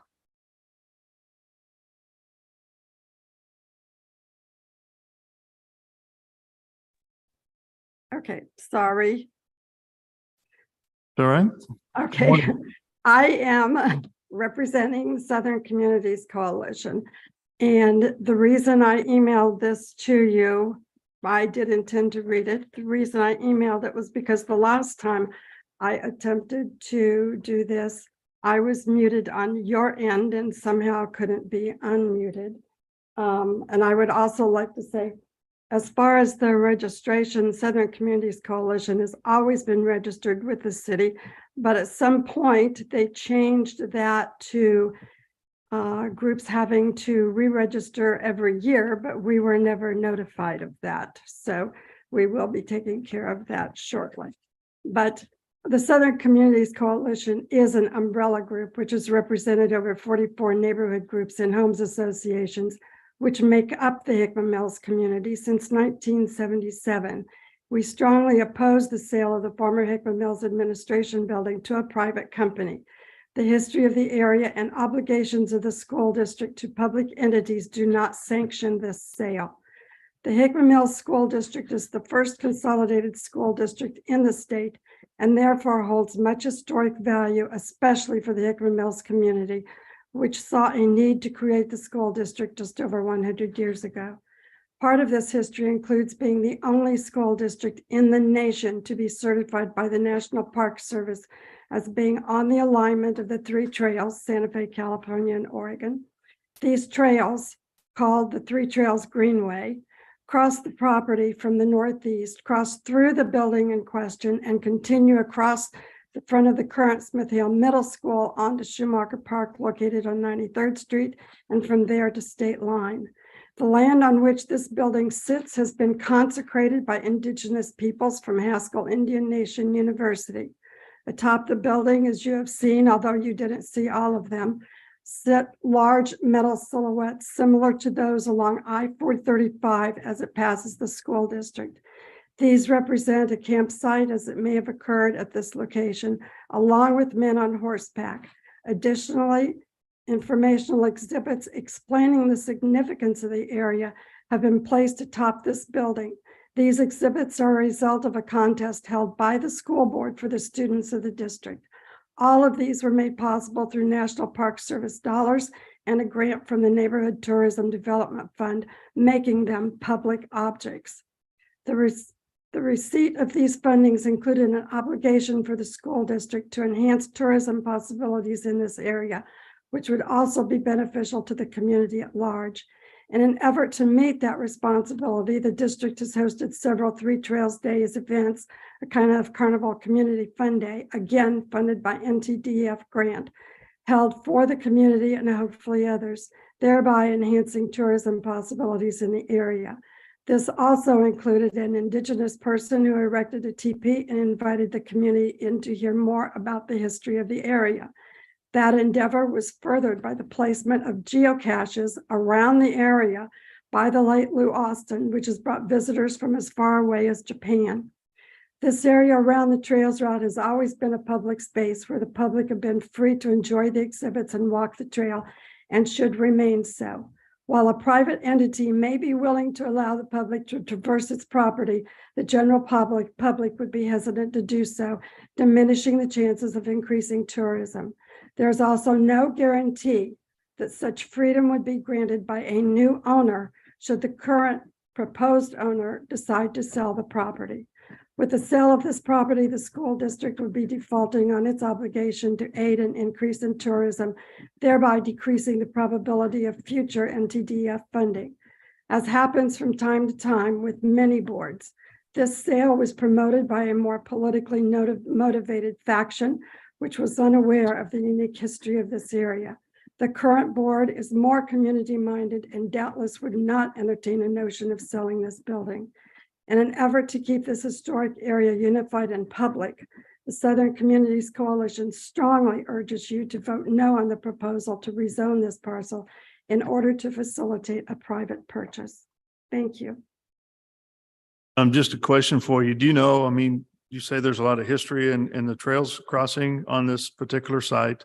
Yes.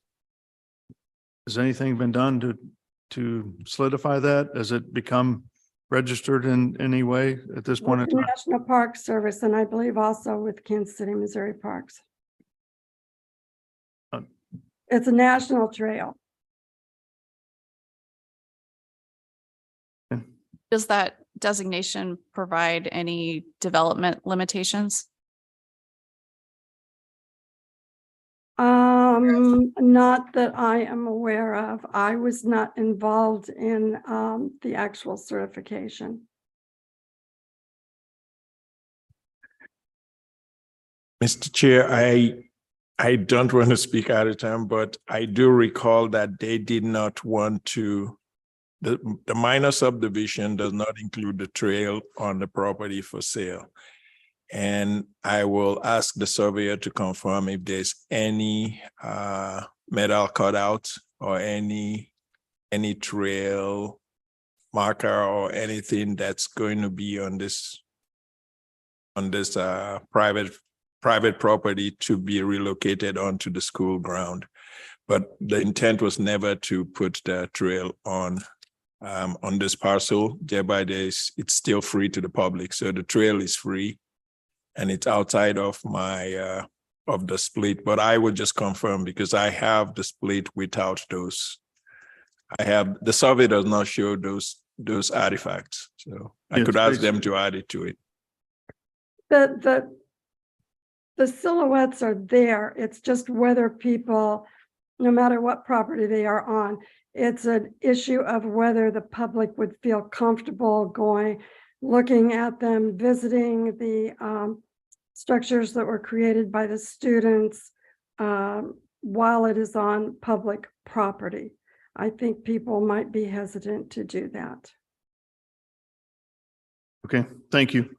I think I'm struggling with a few questions where the trails are, where these artifacts are.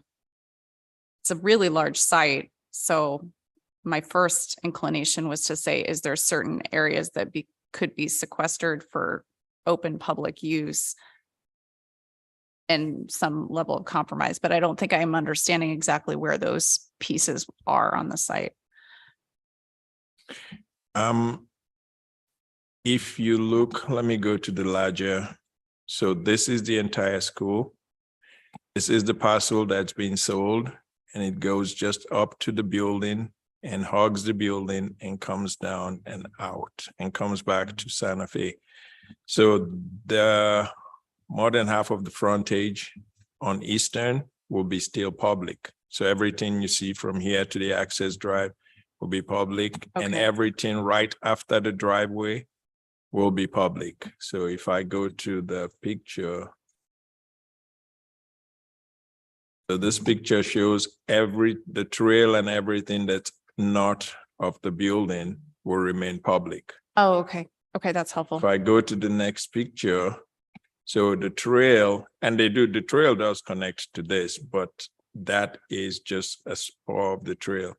So the trail, the line comes directly outside the parking and straight to this. So, and you can see it hugs the building and the parking. So but I will confirm it probably prior to ordinance request. The intent is not for her to maintain any of those artifacts or have it on private land. The intent is to keep it public, and then she's not burdened with it. So. From Google Maps, it appears as though all the artwork is outside the property in question. And what I'll do before I go to city council is make sure I have a aerial photo that shows where those artifacts are and just pinpoint them so that we know they're completely out of the private holdings, which will be this office. Yeah, I was, oh, go ahead, sorry. Olaful, it appeared that she has no green space behind her building or beside. It's just property lines are close to the building, and then the parking and run would be in this parcel. Building is green because the roof is green. So everything from there and around her building is all green. So it's just the parking and the building that's being So there's sold. no grass area behind her building. There is there is grass area. So see. So the grass goes all the way to the building and on the building. So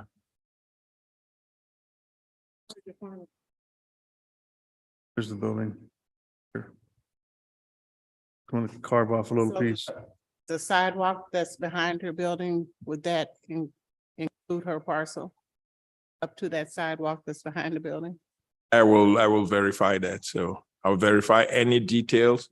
And I did call for this trail to remain so that you have ability to get from her building onto the trail and use the trail.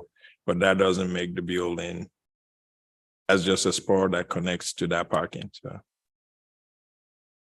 There is the issue of geocaches. Sale has taken place. what?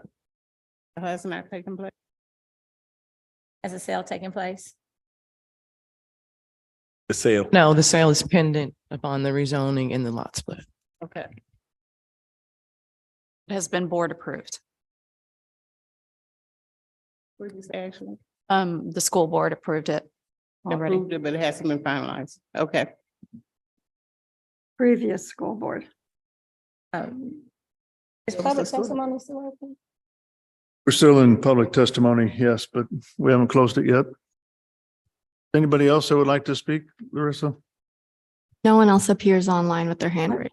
I would say there's still the issue of the geocaches, and we don't know where those are.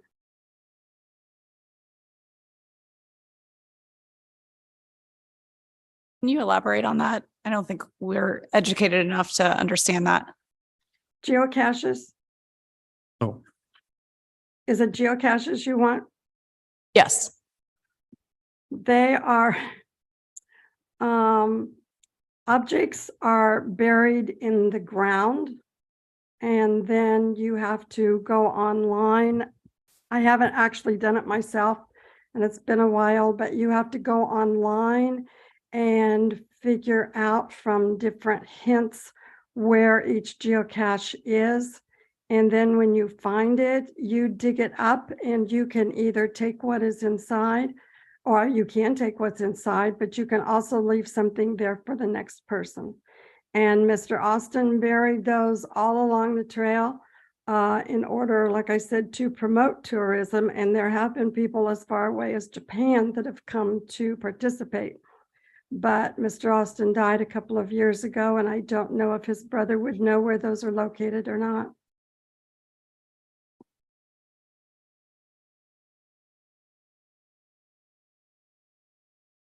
The trail seems separate and apart from this project. So I think that that's something to be preserved, but it seems separate and apart from this.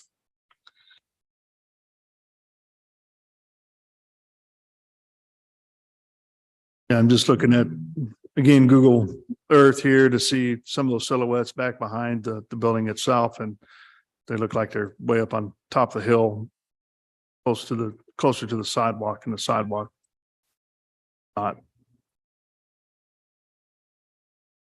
part of the building that wants to be carved off itself. But we can let Olafu confirm that. Yep, I will confirm that on the survey, so. Okay. So we've, this time we closed public testimony. So based on the public, if you'd like to respond based on the comments that were brought up during the public testimony, we'd like to hear your thoughts on that. I'm not sure if either one of them, but when the school district sold me the building, it was open to the public. For them to hear, whether, they said, but no one opposed it. So, they sold it. We do a lot for the school district. We work with them right now. We're a big mentor to Hickman Mills. So this is good for them. Me growing up in the area and being a GC, it's good for our trades. And we are not doing anything with the trails. So that has nothing. This is just an office building. There's been an office building there for quite some time. It's an office building right now. So no different than I'm putting my office building there. Like I said, this isn't a construction site where you have big cars and trucks, and this is not my yard. So it's just gonna be my office building. You say you will or will not have big trucks and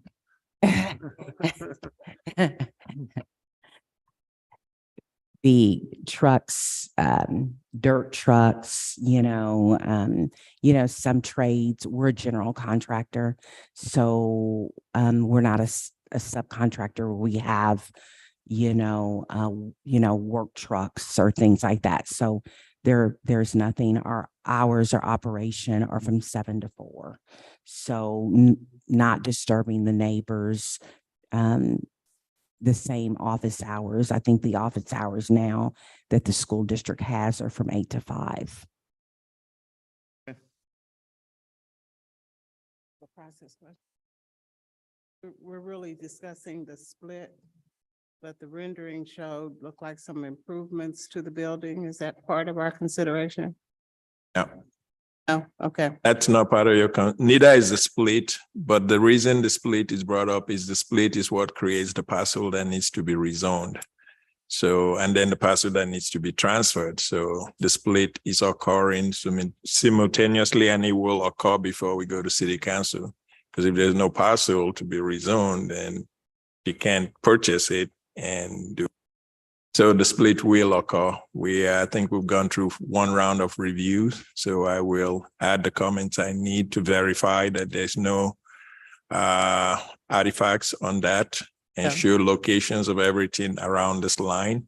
And if there's any, I'll just have them move it out of their holdings. So I was looking at the rendering and it doesn't look like the existing buildings. I wasn't sure if that was something that was part of. no, the that was just discussion, something so. they sent to us just to show what it will look like. So it's just, You answered me. It's no, it's not part of. no, it's not. I do like the way it looks. Now, I will just add a few comments. I, for one, will be in support of this project for a number of reasons. One, I think that it's an excellent testament when a graduate can come back and give back to the community that they grew up in, a school district that hopefully you had great memories at. Certainly, redevelopment into the community, into the Hickman Mills community is definitely warranted. I think with the neighborhood concerns, you certainly have an opportunity to talk to your school board. They're your elected officials. That was your first opportunity to push back if there were any. For us, it's really about, you know, the zoning and if it's appropriate. And so, you know, I'm in support of it. I hope that you continue to work with the neighborhood and that they are able to go digging around on the site if they find, you know, some things, because I think that just makes it better. It's better for your business to have people to have eyes on it that are looking and care about the things that you're doing. And it's also good for you and for kids to come up and see, like, you can graduate from Hickman Mills, you can become successful, and then you can also come and give back. So I think it's a good project. Wish you luck on it. I'll chime in as well. Yep. I think it's a good project. Appreciate the public's comments and concerns. Hopefully they feel better after understanding where the property lines are, because I think there were good concerns about the trail, the space. It's a unique building. I can completely understand how in a different situation, it would be nice for this to continue to be a public asset, but I don't think that's, you know, in the cards, and that's not what we're reviewing today. So I'll be supportive of the project. Else to add, supportive of the project for reasons already stated. All right, Chair Crow, I move to approve docket item 4 with conditions. Second. Stated on the No, docket. no Without condition. conditions. Oh, without conditions. Without Sorry, I wasn't looking. I was like, I think we're on 4. Going to add the condition about checking the property boundary. Oh, okay. I will take care of that. You said, No conditions. I will do that and make sure I email it to the neighborhood once I receive the survey. So they will see that it's not. Second. thank you. Okay, so I've got a motion and a second for approval of docket item number 4 with no conditions, but the understanding that staff will email the survey once it's complete to demonstrate that the path is, or the trail is out of the property to be purchased. So Lisa, can you take roll call on that motion, please? Mhm. Commissioner Beasley, Aye. Crowe, Aye. Enders, Aye. Hill, Aye. Rojas, Aye. and Sadowski. Aye. Okay, it looks like the motion passes then 6-0. Thank you very much. Thank and you. Good luck. Thank you. All right, with that, I get to recuse again for docket item number 5. Commissioner Hill, it's all yours. Oh, thanks. All right, Okay. the next 2 items are companion items. Docket 5.1 is CD CPC 2023-00045, a request to approve a rezoning from District M2-3 and B3-3 to District M2-3 on about 280 acres, generally located at the terminus of Tiffany Springs Parkway, west of 129, extending to North Amity Avenue. Staff is recommending approval without conditions. Docket item number 5.2 is CD CPC 2023-00044, a request to approve a development plan in District M2-3 to allow for about 3.7 million square feet of commercial, office, and warehouse development on 7 lots in 3 phases on about 280 acres, generally located at the terminus of Tiffany Springs Parkway, west of I-29, extending to North Amity Avenue, and Olafu Akbaji is the staff planner. Who's the self? Oh, okay. Thank you, Larissa. This next 2 companion cases is where located up north, where my arrow is pointing, just at the what will be the northwest corner of I-29 and 152, just out of the airport, specifically at this location. Currently, Tiffany Springs Parkway terminates right after what will be Drury Inn Hotel and on through. So the airport and the logistics center, Tiffany, North Amity is just the western boundary, and the proposal is to go north and south of Tiffany Springs. I'll be really quick, so Roxanne and I do not repeat ourselves. So The overall area, as you can see, is about 280 acres, and it's just on the outside of Tiffany Springs. Again, there are existing OB regulated stream. This is within the North Brush Creek drainage area, and those are the creeks. So the current zoning is B3-3 and M2-3. And there are requests before you is to rezone all the 280 acres to M2-3. The KCIA area plan recommends commercial industrial, so there is no need for an area plan amendment because this proposal is in conformance to that plan. And the other request is approval of a development plan, which also acts as a preliminary plat to allow for 3.7 million square feet of logistics office warehouse in 3 phases on 7 lots and 5 tracks, which is stormwater. And quick background, Tiffany Springs Parkway back last year in August was removed from the system by City Council, and it was put to a vote by the people, and that was vacated because it allows for the relocation and alignment of that parkway to a point about 600 feet south. And I have an exhibit to show you down as part of my presentation. So that's the dynamic of this project. So the vacation, it also has other issues with that or other dynamics. It also requires a vacation of Northwest 110th Street to a new location. So we will do that vacation, and this plan will rededicate both Northwest Tiffany Spring Parkway and Northwest 110th Street to new location based on moving the sites around. We have a major street plan application, which is going to be before you next CPC, June 6th. That will come before you for that consideration of realigning and establishing a new location for Northwest Tiffany Springs Parkway. Again, I mentioned there are existing regulated stream buffer that they have applied for, and they are also in the process of, we have their mitigation plan. They also have applied to the Army Corps for, I think it's a chapter 404, to allow for that to occur. This is the brief layout of the 7 buildings. Again, Tiffany Springs currently supposed to go over this way, and it's being realigned to come down to the south. That allows for these buildings to be done in 3 phases. So phase 1, phase 2, and phase 3 is at the bottom. So this is the proposed phase 1, phase 2, and phase 3 based on the realigned Tiffany Springs Parkway.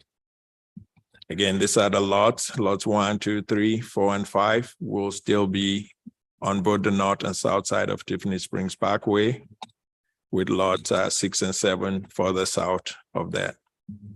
So this is the overall layout as shown, with lots 1 through 5 along the public street, and then lot 6 and 7 with private drives. Proposed landscape plan that will have to meet the Parks and Boulevard standard. And if they do not meet it, they will then have to get a variance for anything that they do not meet regarding the Parks and Boulevard standard. This is the southern portion, phase 2 and 3. These are preliminary real stock building elevations. And this is the proposed Tiffany Spring Parkway alignment. So staff has generated this. This is the current alignment, which is shown in green. And with the relocation, this is the proposed alignment. The area that affects Tiffany Spring Logistics is in blue, and it goes further down to this location. With that, staff's recommendation, it was 5.1 is for approval without condition. That's the rezoning. 5.2 is approval subject to the attached conditions. And we do have some amendments to those corrections or to those conditions. The first one is an amendment to number 25. Number 25 currently reads, an emergency access shall be provided off of off of Amity Avenue near lots 6 and 7. And the developer has proposed an amended condition that will read, the developer shall coordinate with the fire department to determine the necessity and location of an emergency access from Amity, I'll make sure it's not Amity Avenue, near lot 6 and 7 prior to the approval of phase 3 final plat. If necessary, developer shall install such emergency access prior to the issuance of certificate of occupancy for the building located on 6 and 7. So fire department is in agreement with that amendment to condition number 25. Condition number 34 is a water services condition, and I believe Travis Kiefer should be online, but Travis is not in agreement with this. The condition reads extend water main or water main extensions, and the developer had proposed this language. Developer agreed to install an 8-inch water line along North Amity Avenue, north of Tiffany Springs Parkway, at such time as the city extends water line along North Amity Avenue adjacent to property it currently owns. Travis will address the second one, number 34, prior to us moving forward. And with that, that ends my presentation, and I'll take any question. Are there any questions at this moment? Just so Commissioner Allender doesn't think we've completely negated our duties, can you just talk through the streams that are and how they're going to be mitigated with the buildings? There are going to be streams that will be eliminated, and is your engineer on here too? Yes, we do have our engineer online, and we can address that as part of our presentation. We'll pause there. Thanks. Because they do have an application with the Army Corps for elimination of those streams, and those are all part of the mitigation. Are there any other questions? I just have one question for you, Olufu. The proposed amendments are proposed by the applicant, and you all have seen them, and then we'll hear, do you agree or not in agreement? The first amendment, number 25, is with the fire department, and they are okay with that. Okay. Number 34, water services department is not okay with that, and Travis will discuss that. So the first one is okay. The second one, I don't know if he's going to modify it or strike it completely. So. Okay. Well, at this time, if there are no more questions, we'll hear from the applicant, and then I'm sure you'll talk about those proposed amendments, and we'll hear from Travis afterwards. Thank you. I appreciate the opportunity to be here this morning and everybody's diligence and work over the last few months getting this project to where it is today. It's actually been upwards of a year and a half getting to where we are today. My name is Will Block. I'm the Vice President of Development at Block Real Estate Services. Here with Roxanne from Polsonelli. We have a plethora of architects and engineers online available to answer questions as they come up. I won't be redundant. I won't be repetitive. We'll be conscientious with everybody's time this morning, but I'd like everyone to interrupt me if you have any questions along the way. That'll help this to flow a bit smoother.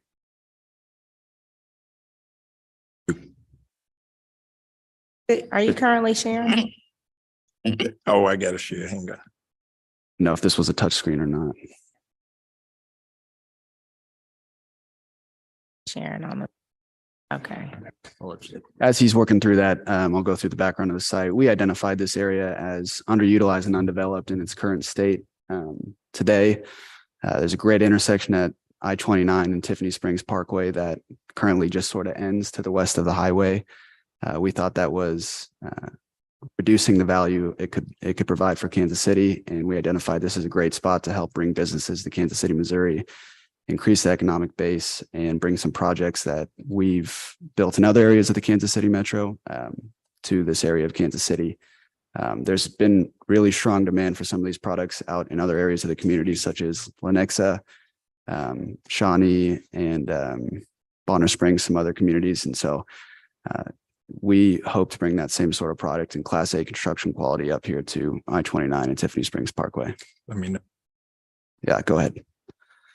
This site aerial provides a great contextual idea of where we sit in comparison to some other areas around the airport.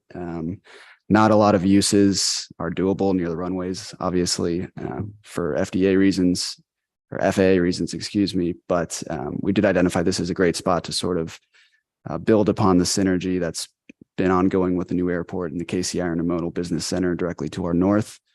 If you could flip back for just 1 second, sorry about that. The potential solar farm is visible here directly to the west, and it continues up to the north off of this exhibit. We hope that this entire corridor becomes a center for renewable energy and sort of commerce for Kansas City. There's actually a lot of similarities the more that we dig into this between our site and the KCI Intermodal Center. They have Northwest Transcon Drive coming off of I-29, and we have Tiffany Springs Parkway coming off of I-29 that will provide our utilities, our main ingress and egress. Essentially, it will provide the main corridor for access to all of our buildings. And so it's similar in that way. These buildings at the KCI Intermodal Center on the Kansas City, Missouri owned ground have been very successful. They've helped to bring a lot of businesses to this area and relocate a lot of tenants to similar Class A construction to the buildings that we would build. And so a lot of similarities there. Go ahead. This is the same site plan rendering, colored site plan, whatever you'd like to call it, that Alofu provided, but it does a great job of showing some of those green areas along the site.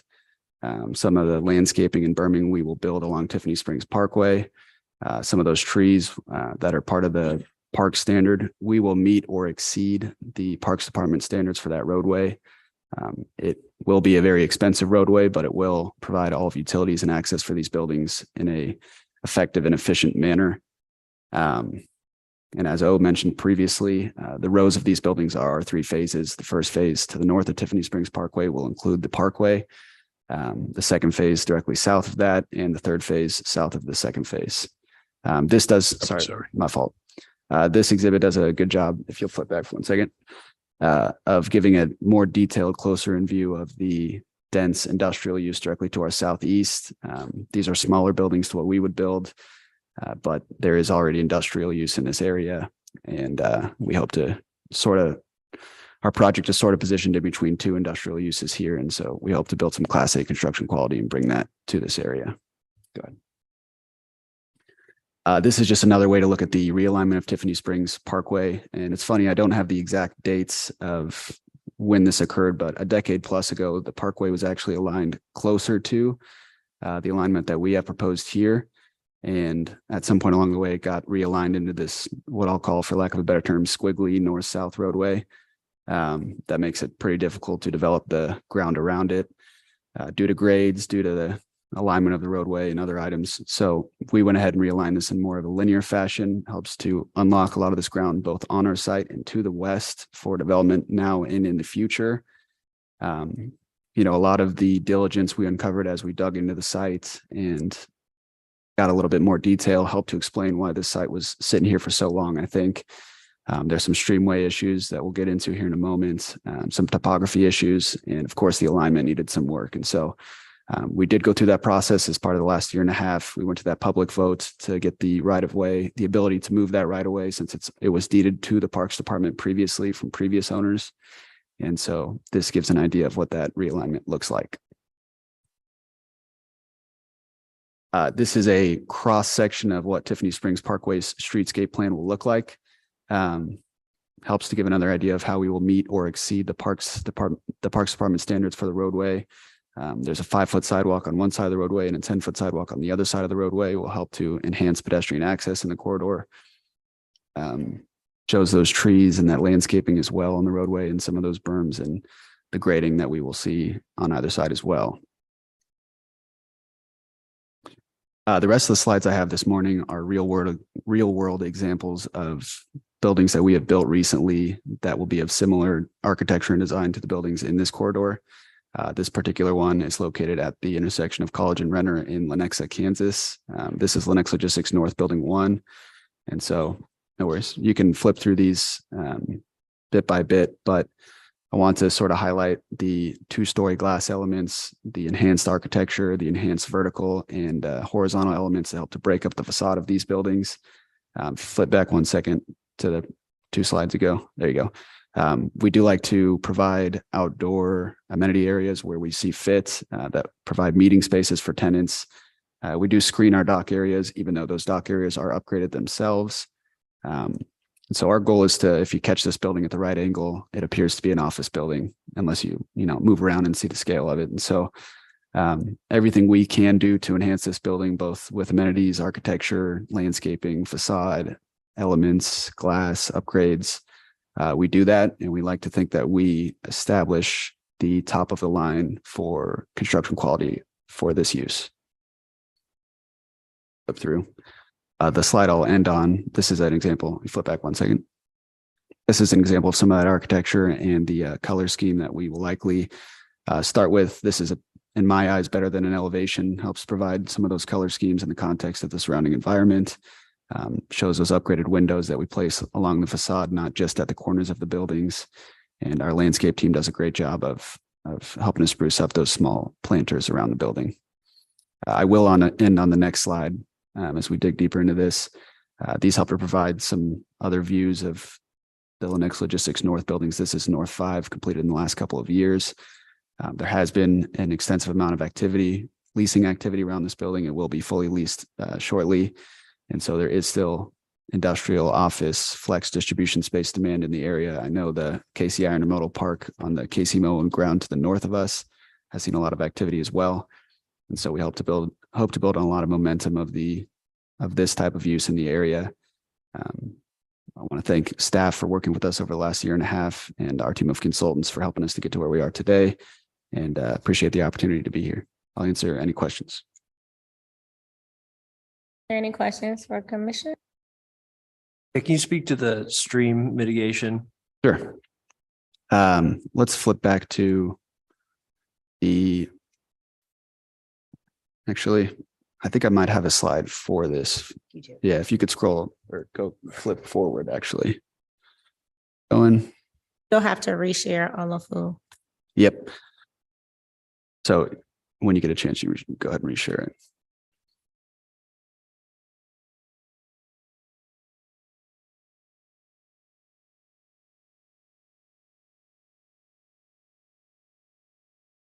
Okay, thanks. So this is broken up into 2 slides, actually. This is the north side phase 1 slide, and it shows some of those stream areas as well as the buffer zones. This particular slide does a good job of showing the streams and trees that we will leave alone as part of this development. We do not intend to disturb the northern streams and the northern trees outside of our building footprints. But as part of the development process, the streams that we will interrupt on this slide and on the next slide, we will go to the U.S. Army Corps of Engineers. We will process the proper permitting and ordinances to get that done. And staff has been working pretty closely with our engineers to get that done. I have Jack Finley here as well. If you'd like to touch on the percentages of streams that we will interrupt and we will non-disturb.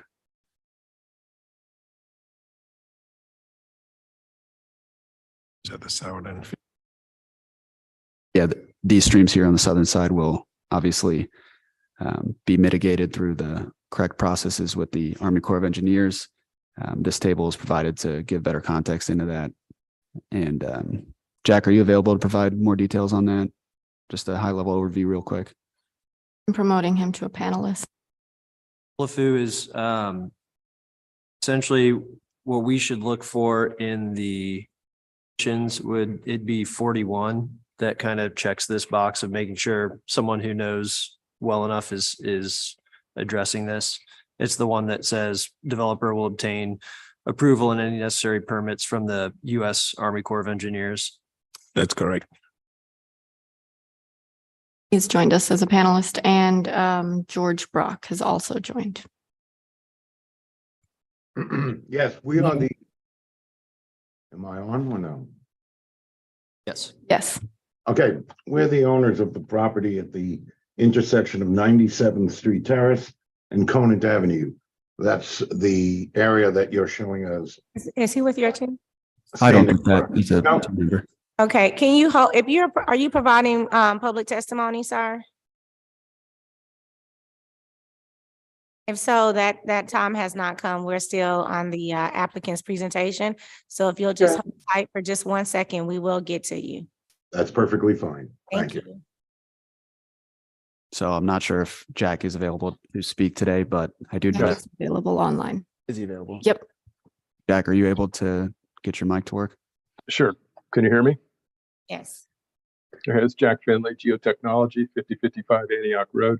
And just to add a little bit to what Will has indicated, there will be streams that will be affected, and we've already done a delineation on the phase 1, and we've been interacting with the Corps of Engineers about that. In fact, we've received a approved jurisdictional determination about the streams that will be jurisdictional in their opinion. And, mitigation for this will be, there's typically several tiers that the Corps likes to mitigate. Their preferred option is buying mitigation credits from a mitigation bank within the watershed of the project or the adjacent watershed. And so that is the plan for this project, is to purchase those mitigation credits. Those mitigation credits, when they are created in these mitigation banks, they do engineer in the functions of a natural stream, including vegetation along the sides, stream channels that are natural, that can convey water and flow in a natural manner. So that is the plan for any streams that may be impacted by the project. Thank you. Okay. If there are no questions for now, I'm going to turn it over to Roxanne to discuss some conditions here. If you could flip to the second slide, I think is going to be good. One more question actually for either Olafu or the applicant. So it says the application for the subject or for this was filed on March 24th. Is that prior to the tree ordinance, or are you all having to pay the impact fee? That was prior to the tree ordinance. Thanks.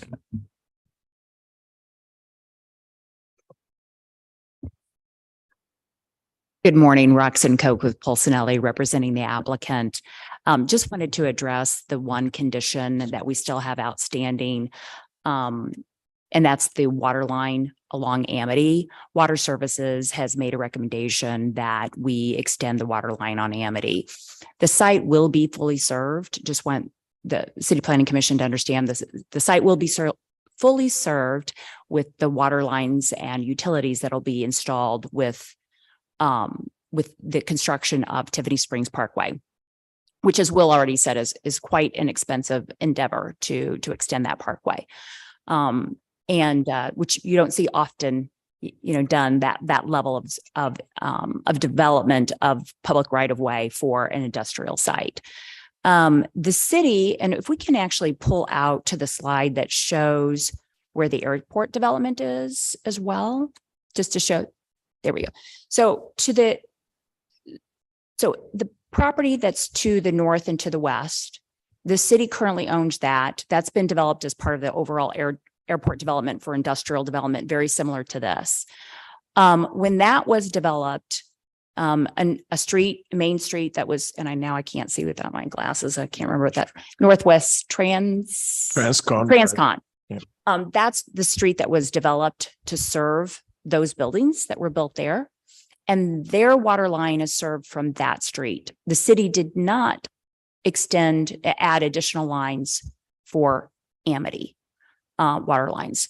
So essentially what we're saying is it really doesn't make any sense for us to install a water line along Amity. It's not going to serve our property. I guess in the future, as property is developed to the north, again, they can bring that water line down Amity to serve their property if that's where they need it, or perhaps they'll bring in a street from a different direction to serve the property immediately to the north. And the same for the property immediately to our south. They could easily be served, their water line can easily be served off of Old Tiffany Springs Parkway. So it seems to be a waste of resources to install a water line along Amity that will not serve our property. And in conversations that we've recently had with Water Services, I think one of the thoughts they had was that, well, you're going to need that water line along Amity to provide, fire hydrants and emergency access, but we'll actually be installing a water loop a main loop on our own site, which typically you do for these industrial sites, and Block Real Estate Services has done for all of their other sites, so that there will be on-site fire hydrants that serve for emergency water needs for the site.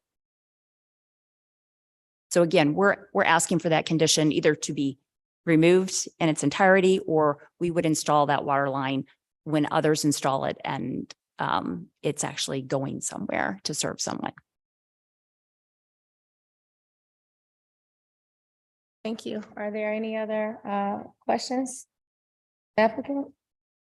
I do have an unrelated question, though. I do want to hear what Travis has to say in response to that.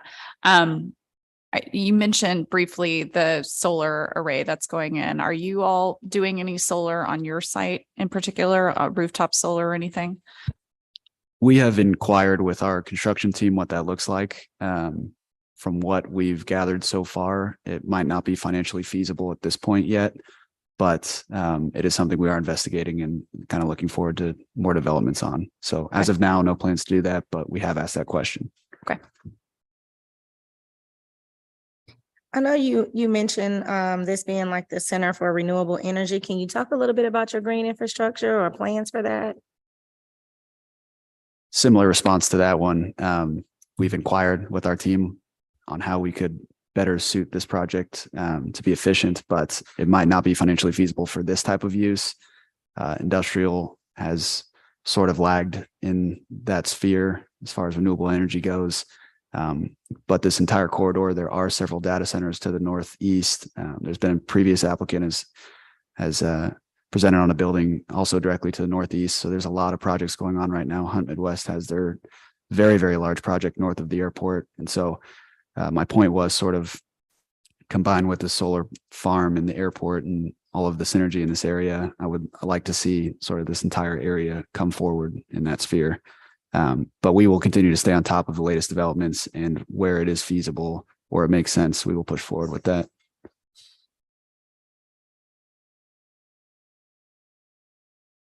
Yeah, and if a lot of this is, we showed you a lot of plans today that show our building sizes and things like that, but we are a market-driven developer. So if a tenant comes along that was seeking that type of construction or was able to support that type of construction, we would definitely provide that and we would work with them. The goal is to provide the means of which businesses are attracted to this area and work with them from that point. Well, there are no further questions. Let's hear from Travis on the proposed by the applicant to delete the requirement asking for a water line extension on Amity. Sure. Well, who can I share my screen with this? Go ahead. So-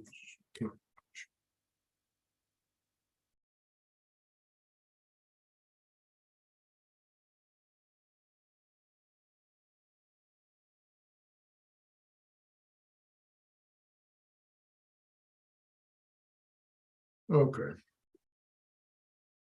Yeah, this screen shows, this goes back to the stream buffer issue. And I think that has been addressed already. The thing that's outstanding is the water main issue. And this is the airport property and development that Roxanne was talking about a while ago. That line was extended down to this point because this is floodplain and stream buffer. You can see below that. What their requirement has been is to extend along the limits of their property along Amity over here, as with all developments, because the requirement is to extend the utilities along the limits of their property. So that comes from the water main extension rules and regulations. So we expect that the water mains are extended to the boundary lines and to the corners of the development whenever they're proposed. So going back to that drawing.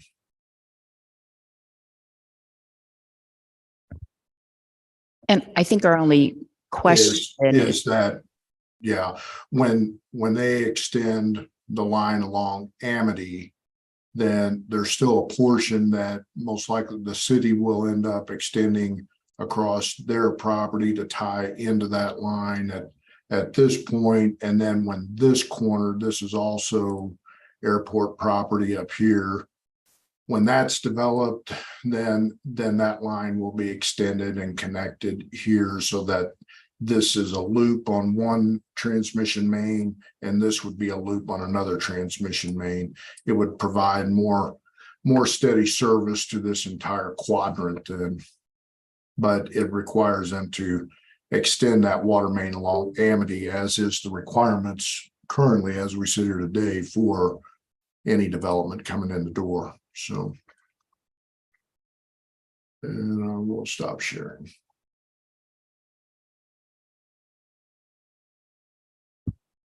I think, again, going back to just consistency of requirements, there was apparently, the airport property there was developed. They did not have to take the water line completely to the limits and all along their property line along Amity. We're simply asking for the same treatment. We don't, again, see the need for that water line. Ultimately, it would seem that, we're going to be building a water line that may, before it's actually ever used, decaying. And it just seems to be a lot, just a waste of resources. And the condition that you proposed was that you would come back and do that when development deemed it necessary. Is that right? That is correct. The language that we proposed, and I think Alofu does have that so that you can all see that and I don't have to just, there you go.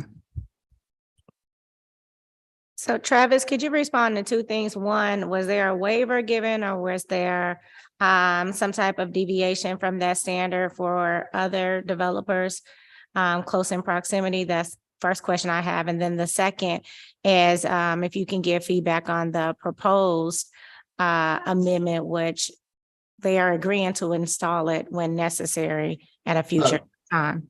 Yeah, as far as, what went on when Transcon or when that whole development went in, can't really comment on that as far as, the water extension goes. I know that area below where they're currently built, that's why they have a cul-de-sac there, is going to be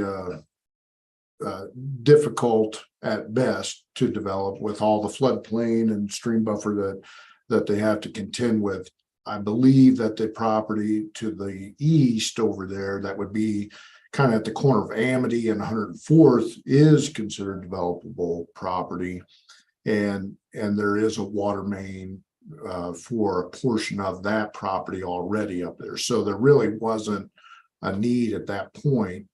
Their requirement to extend this for the limits of the property, yes, is for both water service and fire protection along Amity Road over there. And as far as the line being in there, deteriorating, I mean, that's why we put in ductile iron systems now to, have that 100-year life.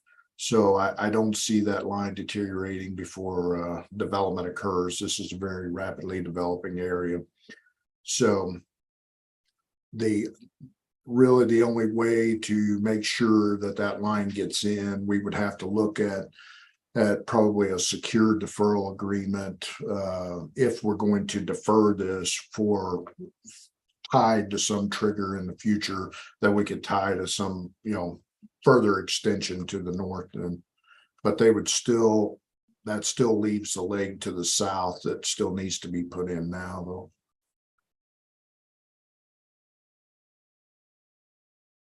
Okay. Well, question for you, Olofu. This is the preliminary plat, correct? So we will see again the final plat.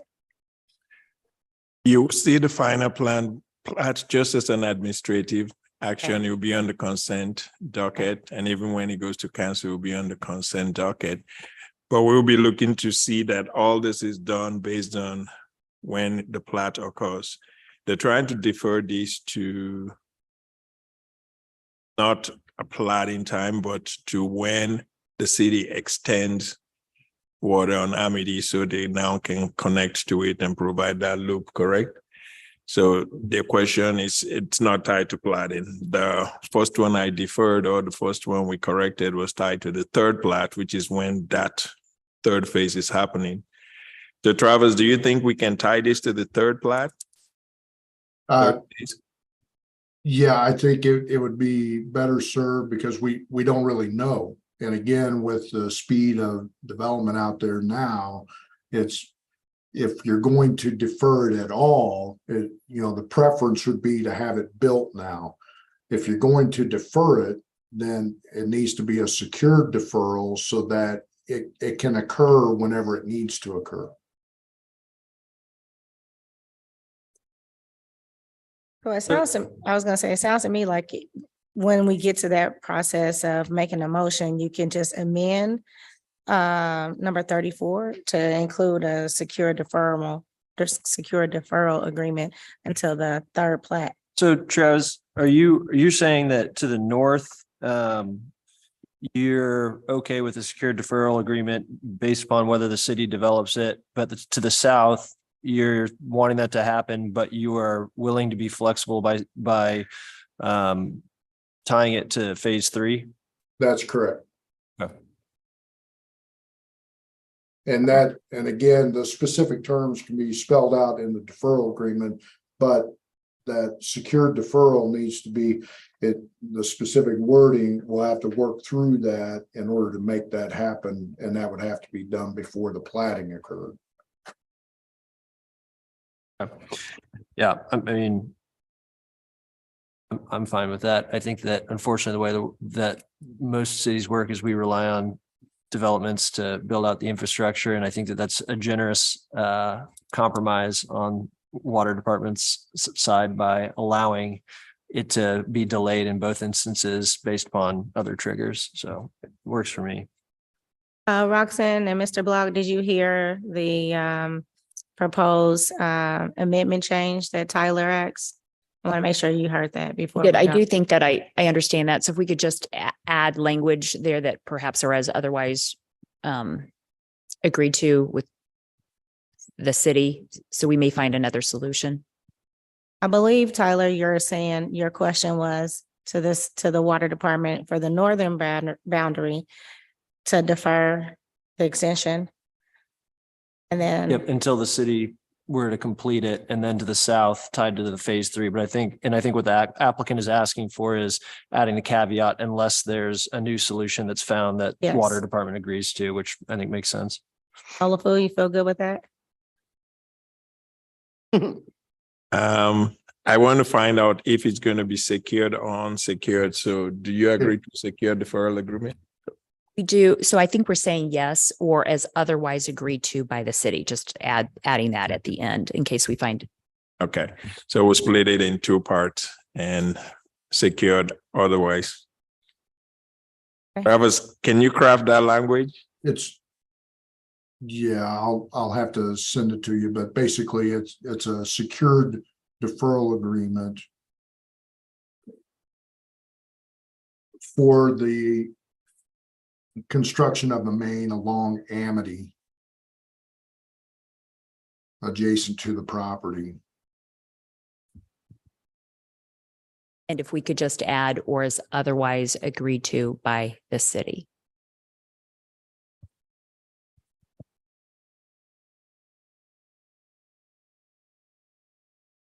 That would be prior to the final plat.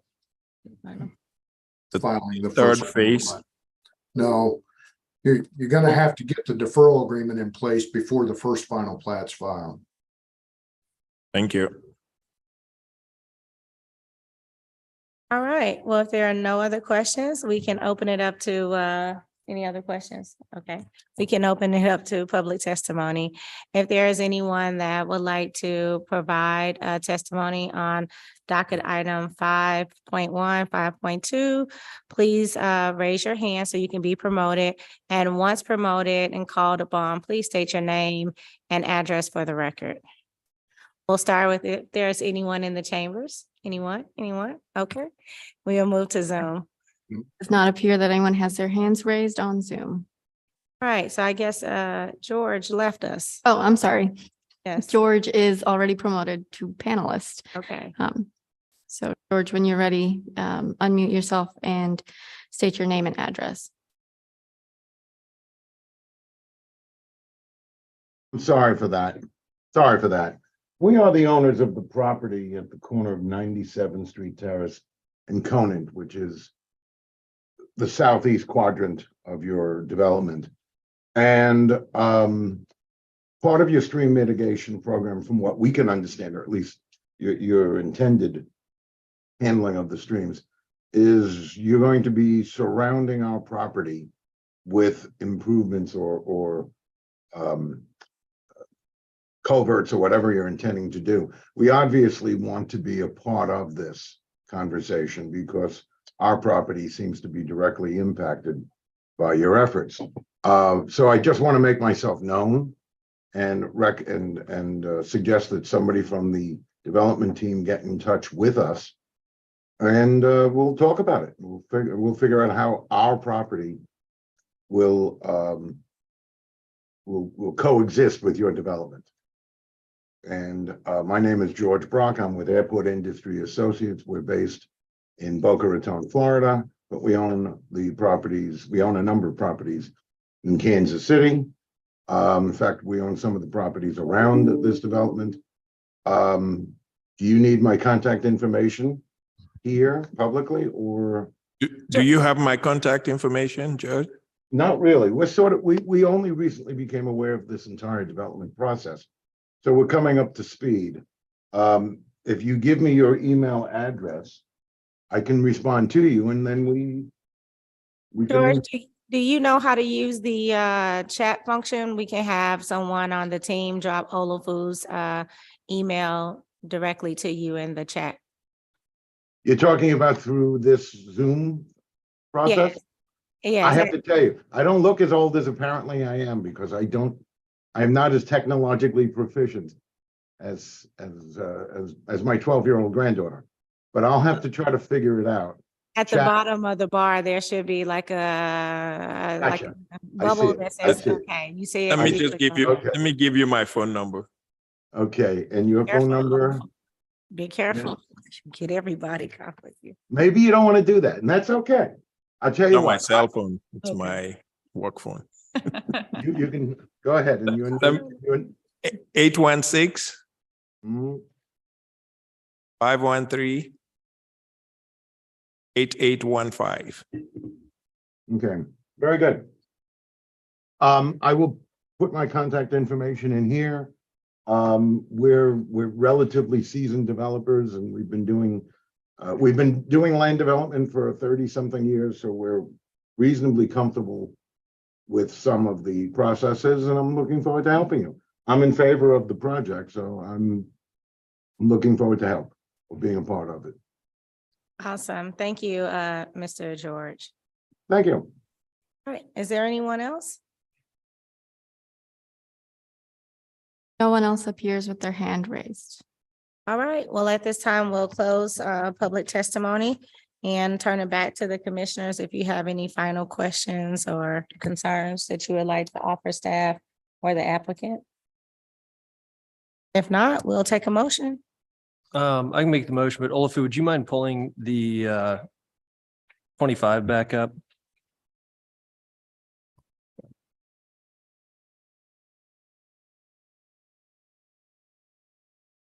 Chair Hill, I move to approve docket item 5.1 without conditions and 5.2 with conditions, with two amendments. And so the first amendment is to docket item number 25. As stated on this presentation, the developer shall coordinate with the fire department to determine the necessity and location of an emergency access road from Amity Ave near lots 6 and 7 prior to the approval of the Phase 3 preliminary plat. If necessary, developer shall install such emergency access prior to the issuance of a certification of occupation for the buildings located on lots 6 and 7. And then amending number 34 to require prior to the final plat, a secure deferral agreement and perhaps two secure deferral agreements for the construction of the water main along North Amity, one going north to be required only if and only if the city is to create the connection, and to the south tied to the third phase of the plan. Is there a second? Agreed to by city prior to first plat. Yeah, agreed to by the city prior to the first final plat, but That's for the secure deferred agreement. yes, and unless the city and applicant come to another solution that both agree upon. Second, All right, it's been moved in second. Lisa, will you call the roll?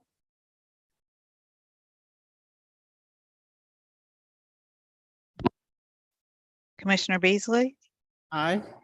Enders, Aye. Hill, Aye. Rojas, Aye. and Sadowski. Aye. All right, motion carries unanimously. Thank you so much. Good luck on your project. Thank you. Yeah. Can I ask the quick question? Time frame you think this project would take from start to finish? It will be market driven. We would like to start this in the next 1 to 2 years if we can. But depending on what the market is like at that time would dictate that. It will take upwards of a decade to complete all 3 phases. It's 3.5 million square feet. It's several buildings. So yeah, Decade, 10 years, okay. yeah, it's a long-term project. All right, thank you. Okay, we got one more item on the docket. Is everybody okay? Do we need a short break just to use the restroom or not? Yeah. 5 minutes. 5 minutes. 5-minute break. Let's take a 5-minute break, please.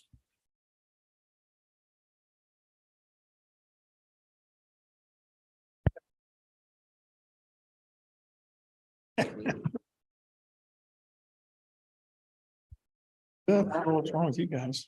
Right.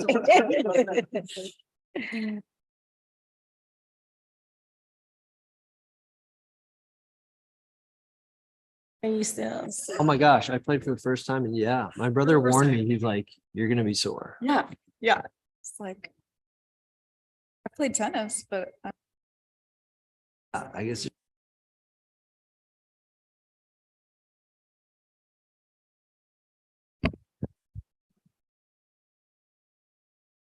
very good at soccer and baseball. It feels good when you're better. I don't let Stone win at anything. Like, come on, I'm like, no, my parents didn't let me win. He's better than me.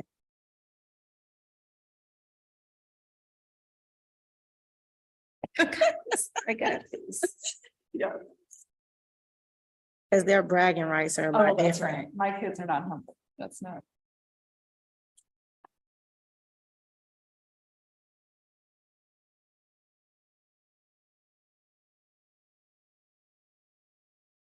It's. Says it's sharing on Zoom.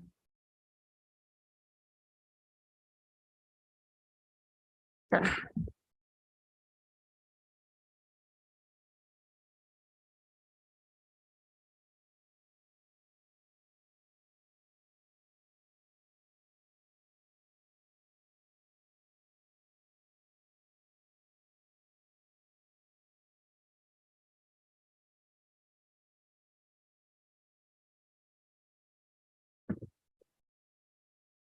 Browser update.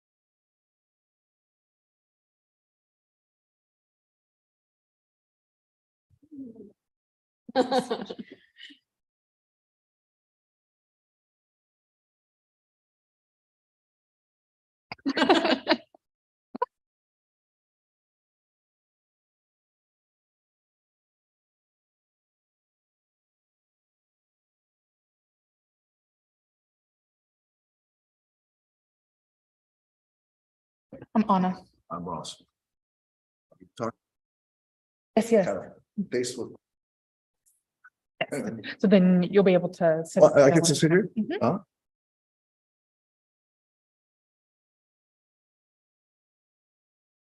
I didn't agree. Some people make presentations, so. Okay, I didn't really.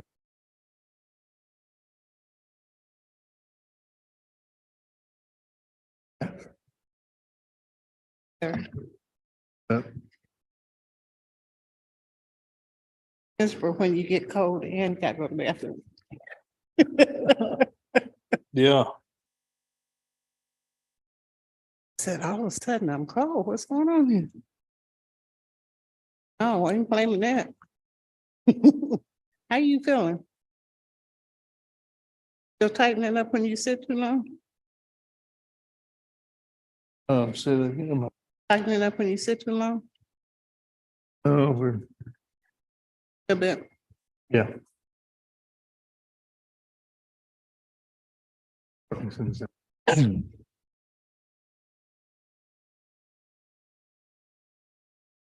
Acting so prominent on you.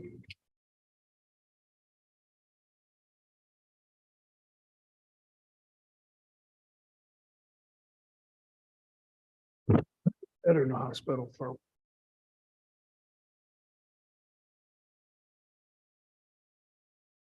Mm. Oh, my. Yeah. It doesn't hurt.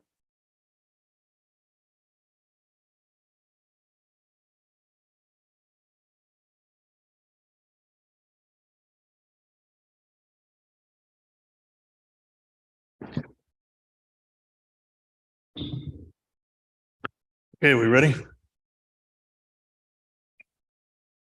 Okay, welcome back, everybody.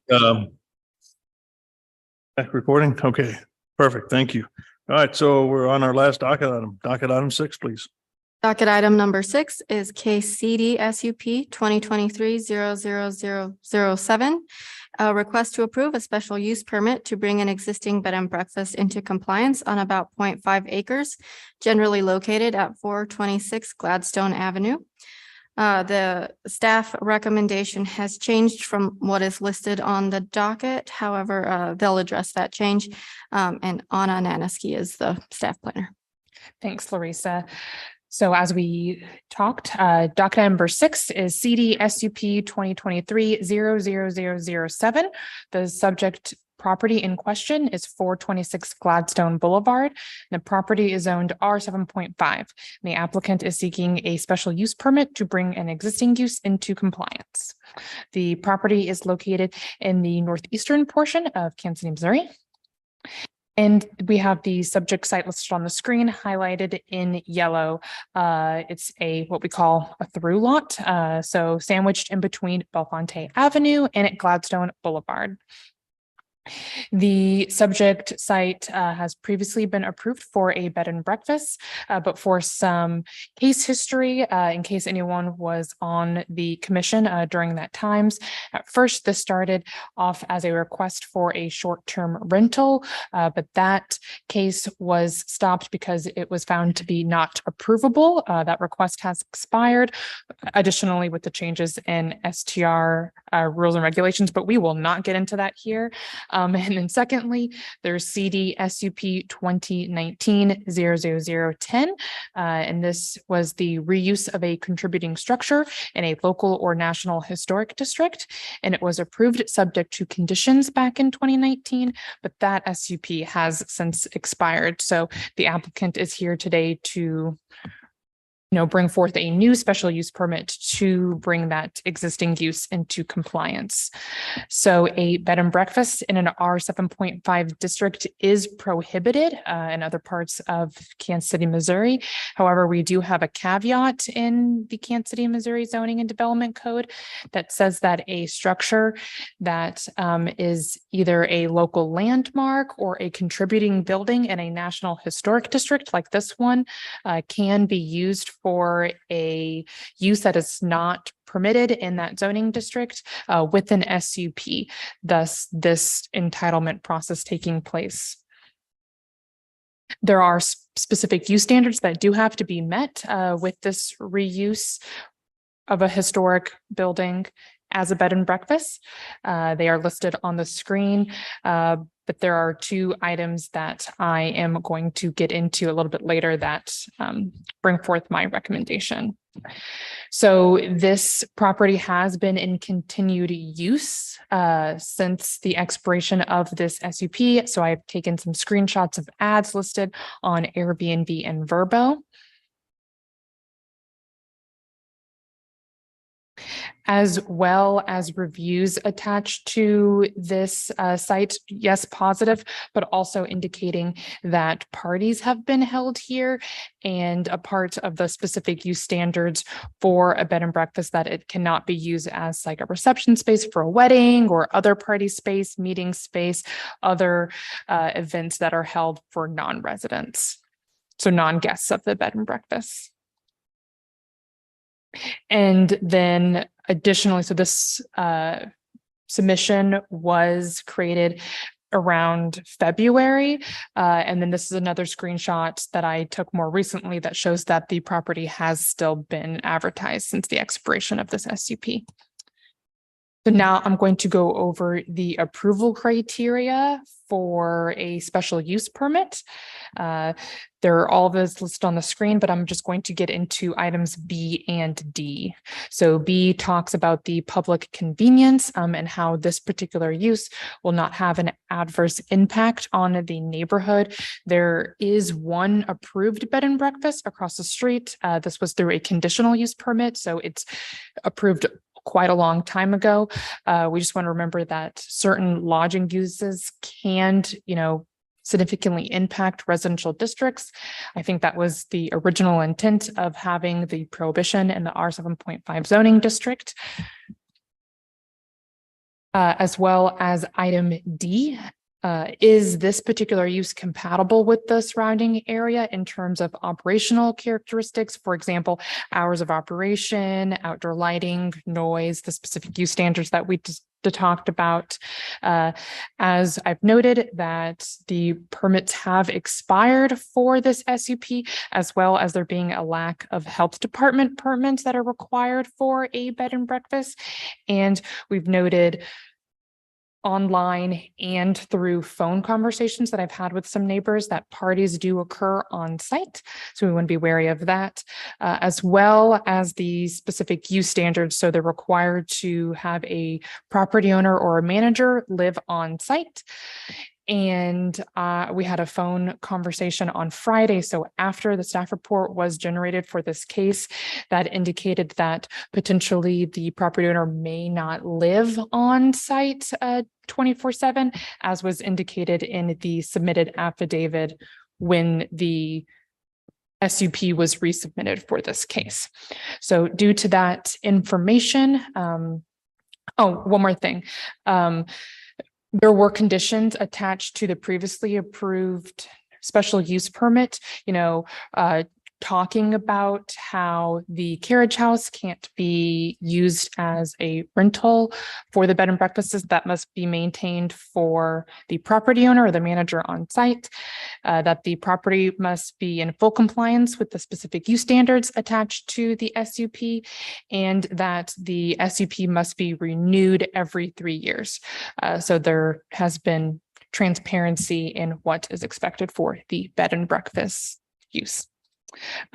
Due to the new information that was gained on Friday, I've changed my recommendation to denial. However, if the City Planning Commission chooses to go against that staff recommendation. There are conditions attached to the case, that goes into requiring needed permits, and the renewal of the SUP in 3 years, et cetera. And that's attached to the staff report. This case will be forwarded to the Board of Zoning Adjustment on June 13th. That concludes my staff presentation. I'll be happy to answer any questions. Thank you. Okay, thank you. Any questions from the commission? I have a couple. Go right ahead, please. You said there is one across the street. Which side of the street is the applicant on? Let me pull the On the east map side? back up. Side of the street. So how long have you actually been in operation before these two expired? I think we started in 2019, I guess. Something, I mean, So I don't think you're the same one I'm thinking of. We you're had, talking about the one across the street?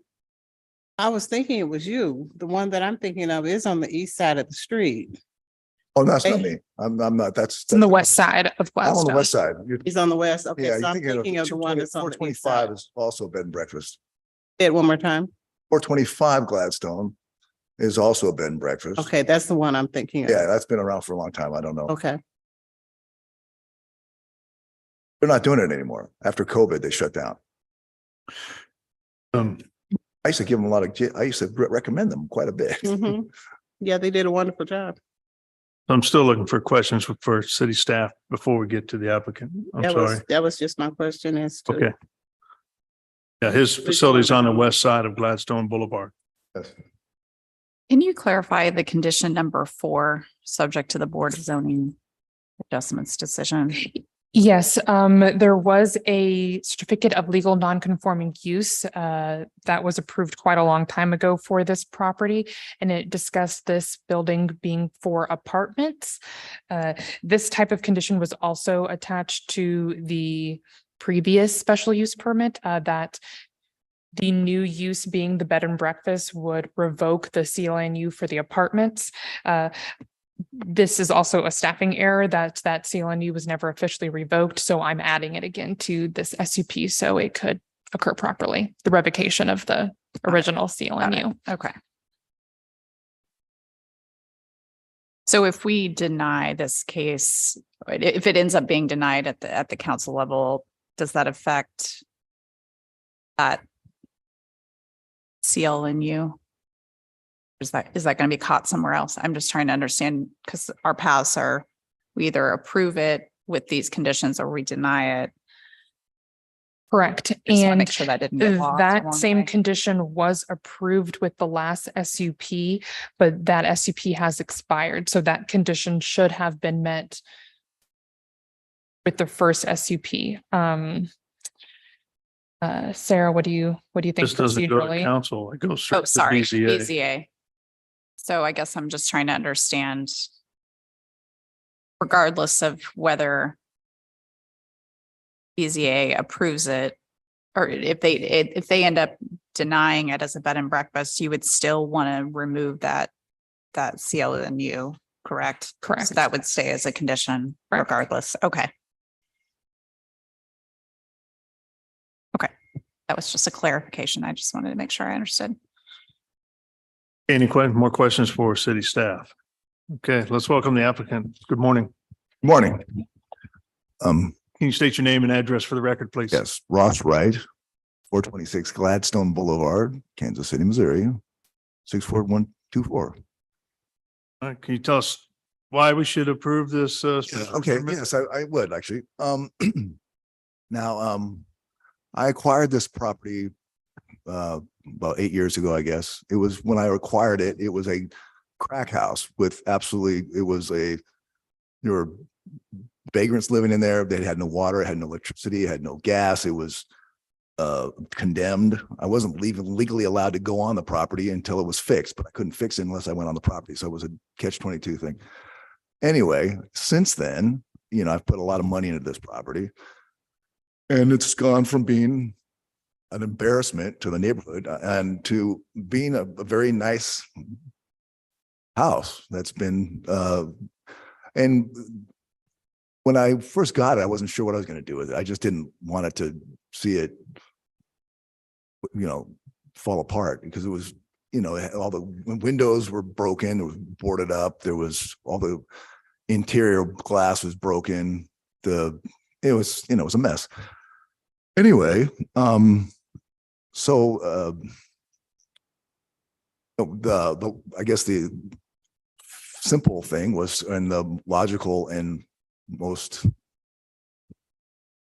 plausible thing, is I was able to get it running well enough to get it into an Airbnb use, and was able to outfit it out and do that. And because of that, it's been able to pay for itself, and I've been able to continuously maintain it and improve it. And it's an old, it's 100-and-something-year-old house, and it's just a constant project. Even just maintaining it. I've got, a gardener guy that comes every, couple of days. And anyway, the only way that's even possible to pull that off is because I, have this bed and breakfast thing. And I want to just clarify something very clearly. There was some use of, he said people throwing parties at the place, or we were having parties or some kind of public event. That's not really true. I mean, what happens now, early in the game, people lie when they were on Airbnb, and they'll say, we're just having friends over, or they'll say they're doing something, and then other people show up. And we've done our best to kind of squash that. We've gotten better at vetting people, and we don't, but there's no public events or anything like that. Because last time we had this, we kind of clarified that and made it clear that that's not part of what's available for the use of the house. So Jace, basically the only, if there's some kind of event, it's the people staying there are doing something that's not, and we try to keep it very low key, there's a limit to how many people can stay there, and there's a curfew on sound, and we haven't had any complaints that I'm aware of in a long time. But to be honest, at the very beginning, it took a little bit of figuring out how to do this, and we've gotten better at it. Anyway, but the Airbnb and the short-term rental, it's basically we have weekends are booked. So at this point, the impact on the neighborhood is much less than it is with just people who live there 24/7. I can vouch for that because I actually own the house next door. There's a duplex next door, and there's always 4 cars parked there. There's actually 6 cars plus other people. And there's always people going in and out because that's where they live 24/7. When it's the Airbnb, people show up for like 4 days on a weekend or 3 days. They're in and out, and then I have the middle of the week. It's just me and the manager who live there. And it's, we can always keep the place cleaned up, and because it's a sort of commercial-ish, it's a business kind of a thing. Nothing can ever, you can't have crap out in the front yard or in the back. It has to look nice and always be well maintained and so on. And so it kind of forces us to keep the place at a kind of exceptional level that most people, particularly in that neighborhood, don't need to do and don't do, quite frankly. Anyway, so that's sort of what's been going on. And the only way I can keep this going and keep the Airbnb or keep the house at the level it's at and to constant improvement is to have it be generating some revenue. I mean, I just moved here. I'm getting a doctorate in composition at UMKC. So I'm in school. I'm a student, I'm not right now kind of going back to school. It's not the option of just living in the house and paying for everything is an option. So that would just destroy the whole model of what we're doing. And I'd have to just rent it out, or I'm not sure what I'd do, honestly. It would be very disruptive, and it would be very detrimental to the progress and the maintenance of the property. It's being maintained better now because of the Airbnb. Anyway, there you go. Do you live in there now? Yeah. Say you do? Yeah, I do, sir. Yeah, I mean, I was living in LA, and so I go back and forth, but yeah, that's where I live, The thing is, I was hoping to get the carriage house to be like my little place where I live. Because that's what, but at the moment I have a space in the basement. I'm a composer, so I have a little room with my gear and, you know, I don't need much, but that's with a futon. So that's basically where I live when the manager lives on the 3rd floor. And so I stay there, you know, and then when the house is available, you know, I'll occupy the house, but I'm sort of relegated to my little space. So it's kind of a trade-off, but yeah, that's where I reside, you know. You have a full-time manager who lives on the 3rd Yeah. floor then? Yeah, she lives there And full then time. the carriage house itself, anybody live out there? No, not anymore. I had my handyman groundskeeper guy used to live there, but I don't know. Something happened. So some things needed to be updated. And so I found out which is interesting, there was no sewer line in the carriage house. There was a toilet and things, but what it did is it just went into this pit and then it kind of overflowed into like the street or something. It was, anyway, which is ironic because I've been paying for a sewer line for, you know, on your water bill, there's a sewer line. I've been paying that forever, but there was no sewer line. And I had to actually put in a sewer line, and that was, so anyway, and then that started a whole other thing, and I ended up upgrading to electrical. And so right at the moment, it's just a shell. And what happened, and how I found out that my permit expired is because I needed to get a permit for the carriage house for just a little wall. I already had a permit for the electrical and for the water. And then he said, oh, you can't get this permit because your special use permit expired. I went, oh, okay. So I can't do anything to the carriage house until I get the special use permit done. Because right now it's just, I've got bathtubs and stuff sitting around waiting to be installed. And they've just been sitting there for months while I sort this thing out.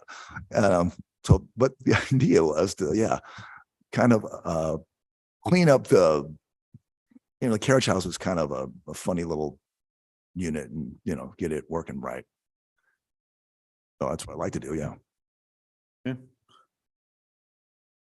Typically, when you rent it out, how many people No, rent? the carriage house? No, just No. the regular main. Yeah. How many people typically stay?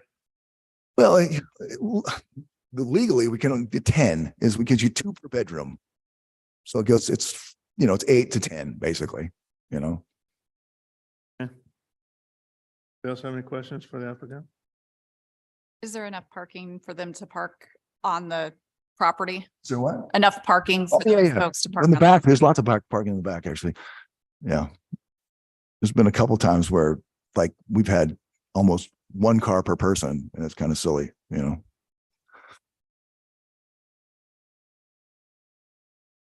Yeah. Any other questions for the applicant? I just wanted to go back to the staff comments. So one of the main concerns was making sure there was somebody on site differentiating between a short-term rental and a bed and breakfast, and that the carriage house was not used. Is there anything else that kind of leaned you towards denial versus not? Yeah, and the reports of the parties occurring. What were the dates on recent? Well, so the thing I found online was from February 2023 of this post. And then we received a phone call from a concerned neighbor who complains about parties a lot. It's because that one looks like a very non-scary party. 77th birthday party.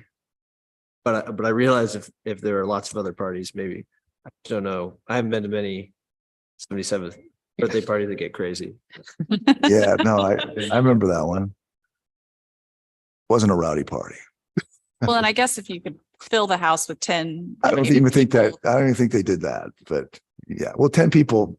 That might be a party, right? That might be 10 people that know each other that are hanging out together. Well, that right? happens. I mean, yeah. I mean that, and it's, it's there are people and they're, part of what's the appeal to this house is it's a big house. It's a big old mansion. It's and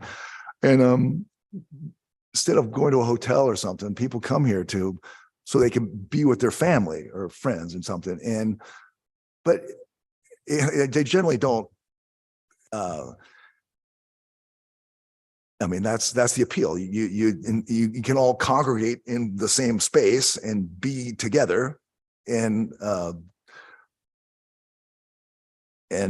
not and be together, basically. I mean, but it's generally not, like I said, we don't have like rowdy people. I mean, like you said, 77-year-old birthday parties and somebody's, there's a lot of times that people come out to town because there's a wedding somewhere else and they want to be together because it's like the bride people and they go, I mean, it's that kind of stuff, it's not, I mean, I don't think the impact of the neighborhood, and it's a big house. You could yell and scream in the middle of it and you're not going to hear it outside, Can Yes. you remind me, because I think it was already gone through, but so the 2018 SUP, so that was a 1-year special use permit. Okay. And then, or I'm curious, I don't know, was that a 1-year permit and then you got it again in 2019 and then that's the one that expired? Is that the way that works? The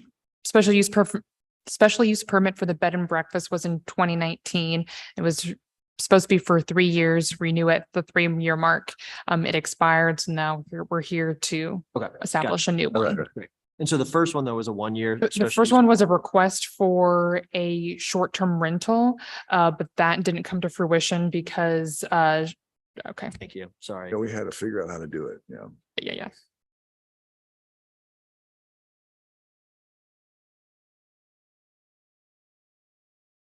Questions? At this time, let's go ahead and open it up for public testimony. If there's anybody out there that would like to speak regarding docket item number 6, please raise your hand or come forward and you'll be called upon. Mr. Chair, there's no one in the council chambers and no one has a raised hand online. Okay. We'll go ahead and close public testimony then. Anything else you'd like to add? I want to do everything I can to comply. And if there's little things that seem to need to be changed, I'm open to doing that. I'm not, but yeah, I think it's been a very, having this opportunity to have the house be making, income so I can keep the house constantly improving has been very, very useful. And I don't know, I can't, if that stops, that would be kind of a disaster in this, and I think it would be bad for the neighborhood as well. It would make the property would not be as well maintained, and it would just mess up all that whole everything. Anyway, that's all. Might I ask one question? Are you active with the neighborhood up there? Say what now? The Scarrett neighborhood. Are you active with them? Do you attend any? Just a meeting tonight, I just found out about it like fairly recently. And so I have been going to meetings and things. I don't know how active I would say I am, but they wanted to use my house that's for the Historic Society wanted to do, we were scheduled to have in the open house They do an annual tour thing. tour. Yeah, the home tour thing. Yeah. Yeah, but then COVID hit and that kind of put a damper on that one. But yeah, I was scheduled to be part of that. And I'm open to all that kind of thing. And How many houses around are Airbnb around your home? I know there's one on Bellefontaine. It's kind of on the other, I don't know exact address, but it's probably it's a basement of one of the houses. And like I said, if you look right across the street, literally right across the street, that's where the other bed and breakfast was. It's like I said, it's not there anymore. They shut it down. I think there's some health issues they're having and stuff. But anyway, I know that other than that, I don't know. To be honest with you. There used to be one around next street over on Benton, close to Concourse Park, that she converted to bed and breakfast, but I haven't talked with her lately to see if she's still. That's another big house that out there for a while. All right. Nothing else. We'll close public testimony and speak amongst ourselves and then from there. Any comments from? I feel anybody? like, given what we know now and given, there's a lot of large homes like this in that area that some are not as lucky as others to be restored. And so I feel like this is a suitable use to get some of those homes to where they need to be. They're large homes. They're homes that a lot of people are not willing to take on for just their family. So this to me is a unique use that allows them to be active and restored and maintained. So I feel comfortable with the responses we've gotten so far to move forward with it. Yeah, I agree. The same. Feel like it's a good use for this area. And also since they did have a special use permit before, it's only recently expired in the last 6 months or so. Seems like it should be renewed. Based upon the previous recommendation, what was I forget how many, no recommendation. Do you all have a sense of how many years appropriate?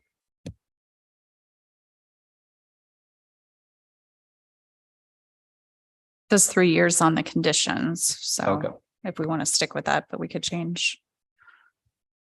Yeah, I think so. So I can go ahead and make a motion. Don't give me the puppy dog eyes. Or state anything else to add? My concern is knowing the neighborhood. For him to run this, I feel he really needs to tie into the neighborhood. I think he would get more support than he thinks is there. I think he would see the pride of ownership and upkeep is much higher than he may conceive it to be. That's where my concern is. I'm not sure what his commitment level is. Maintaining the guidelines that we've given him based upon the things that has been presented. I'm torn. I'm really torn.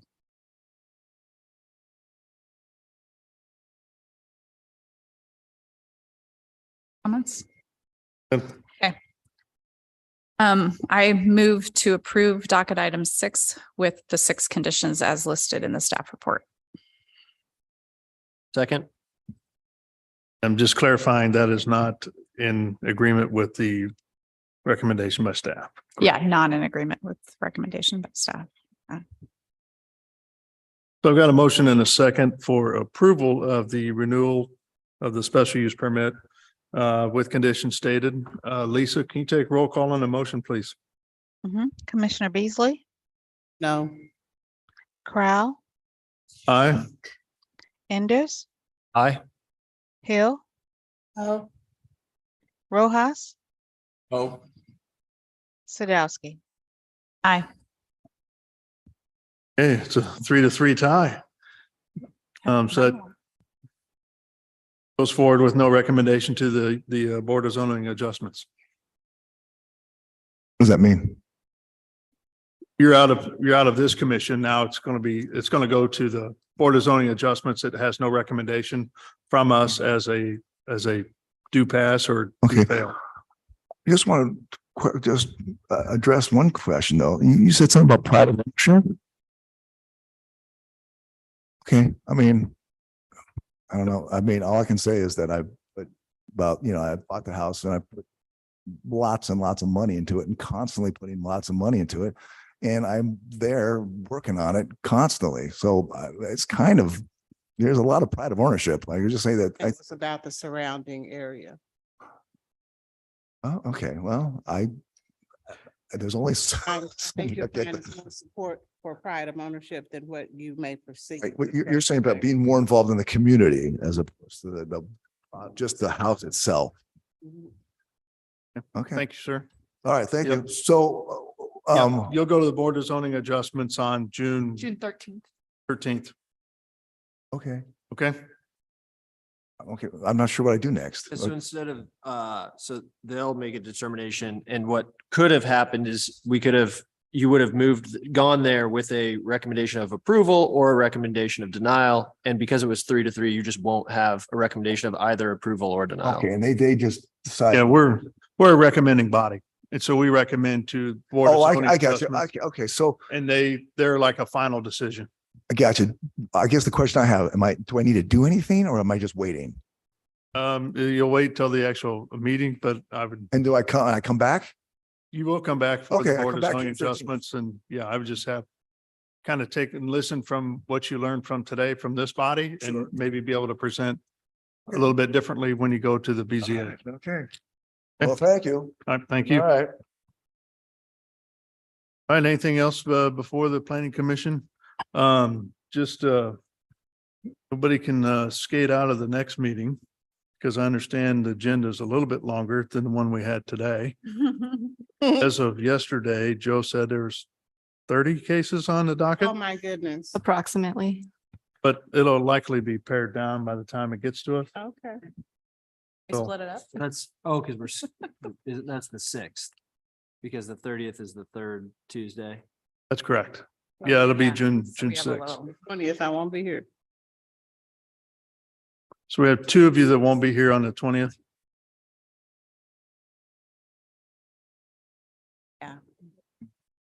So you'll likely be gone as well. And Baker is a possibility for June 20th. Who's here? Last election. Right? He was not. I mean, that was Baby. Okay. But I think he also wanted to work the election. So it's Okay, was it? Allender was here. And then 3. Allender, Enders, Rojas and Crowell were here. Or yeah. Yeah. So I'd say bring on all the cases then on the 6th. Everybody will be here. And that'll be punishment. No, just kidding. Going on vacation. All right, motion to adjourn. Thank you, everybody. Thank you. I have a question. So even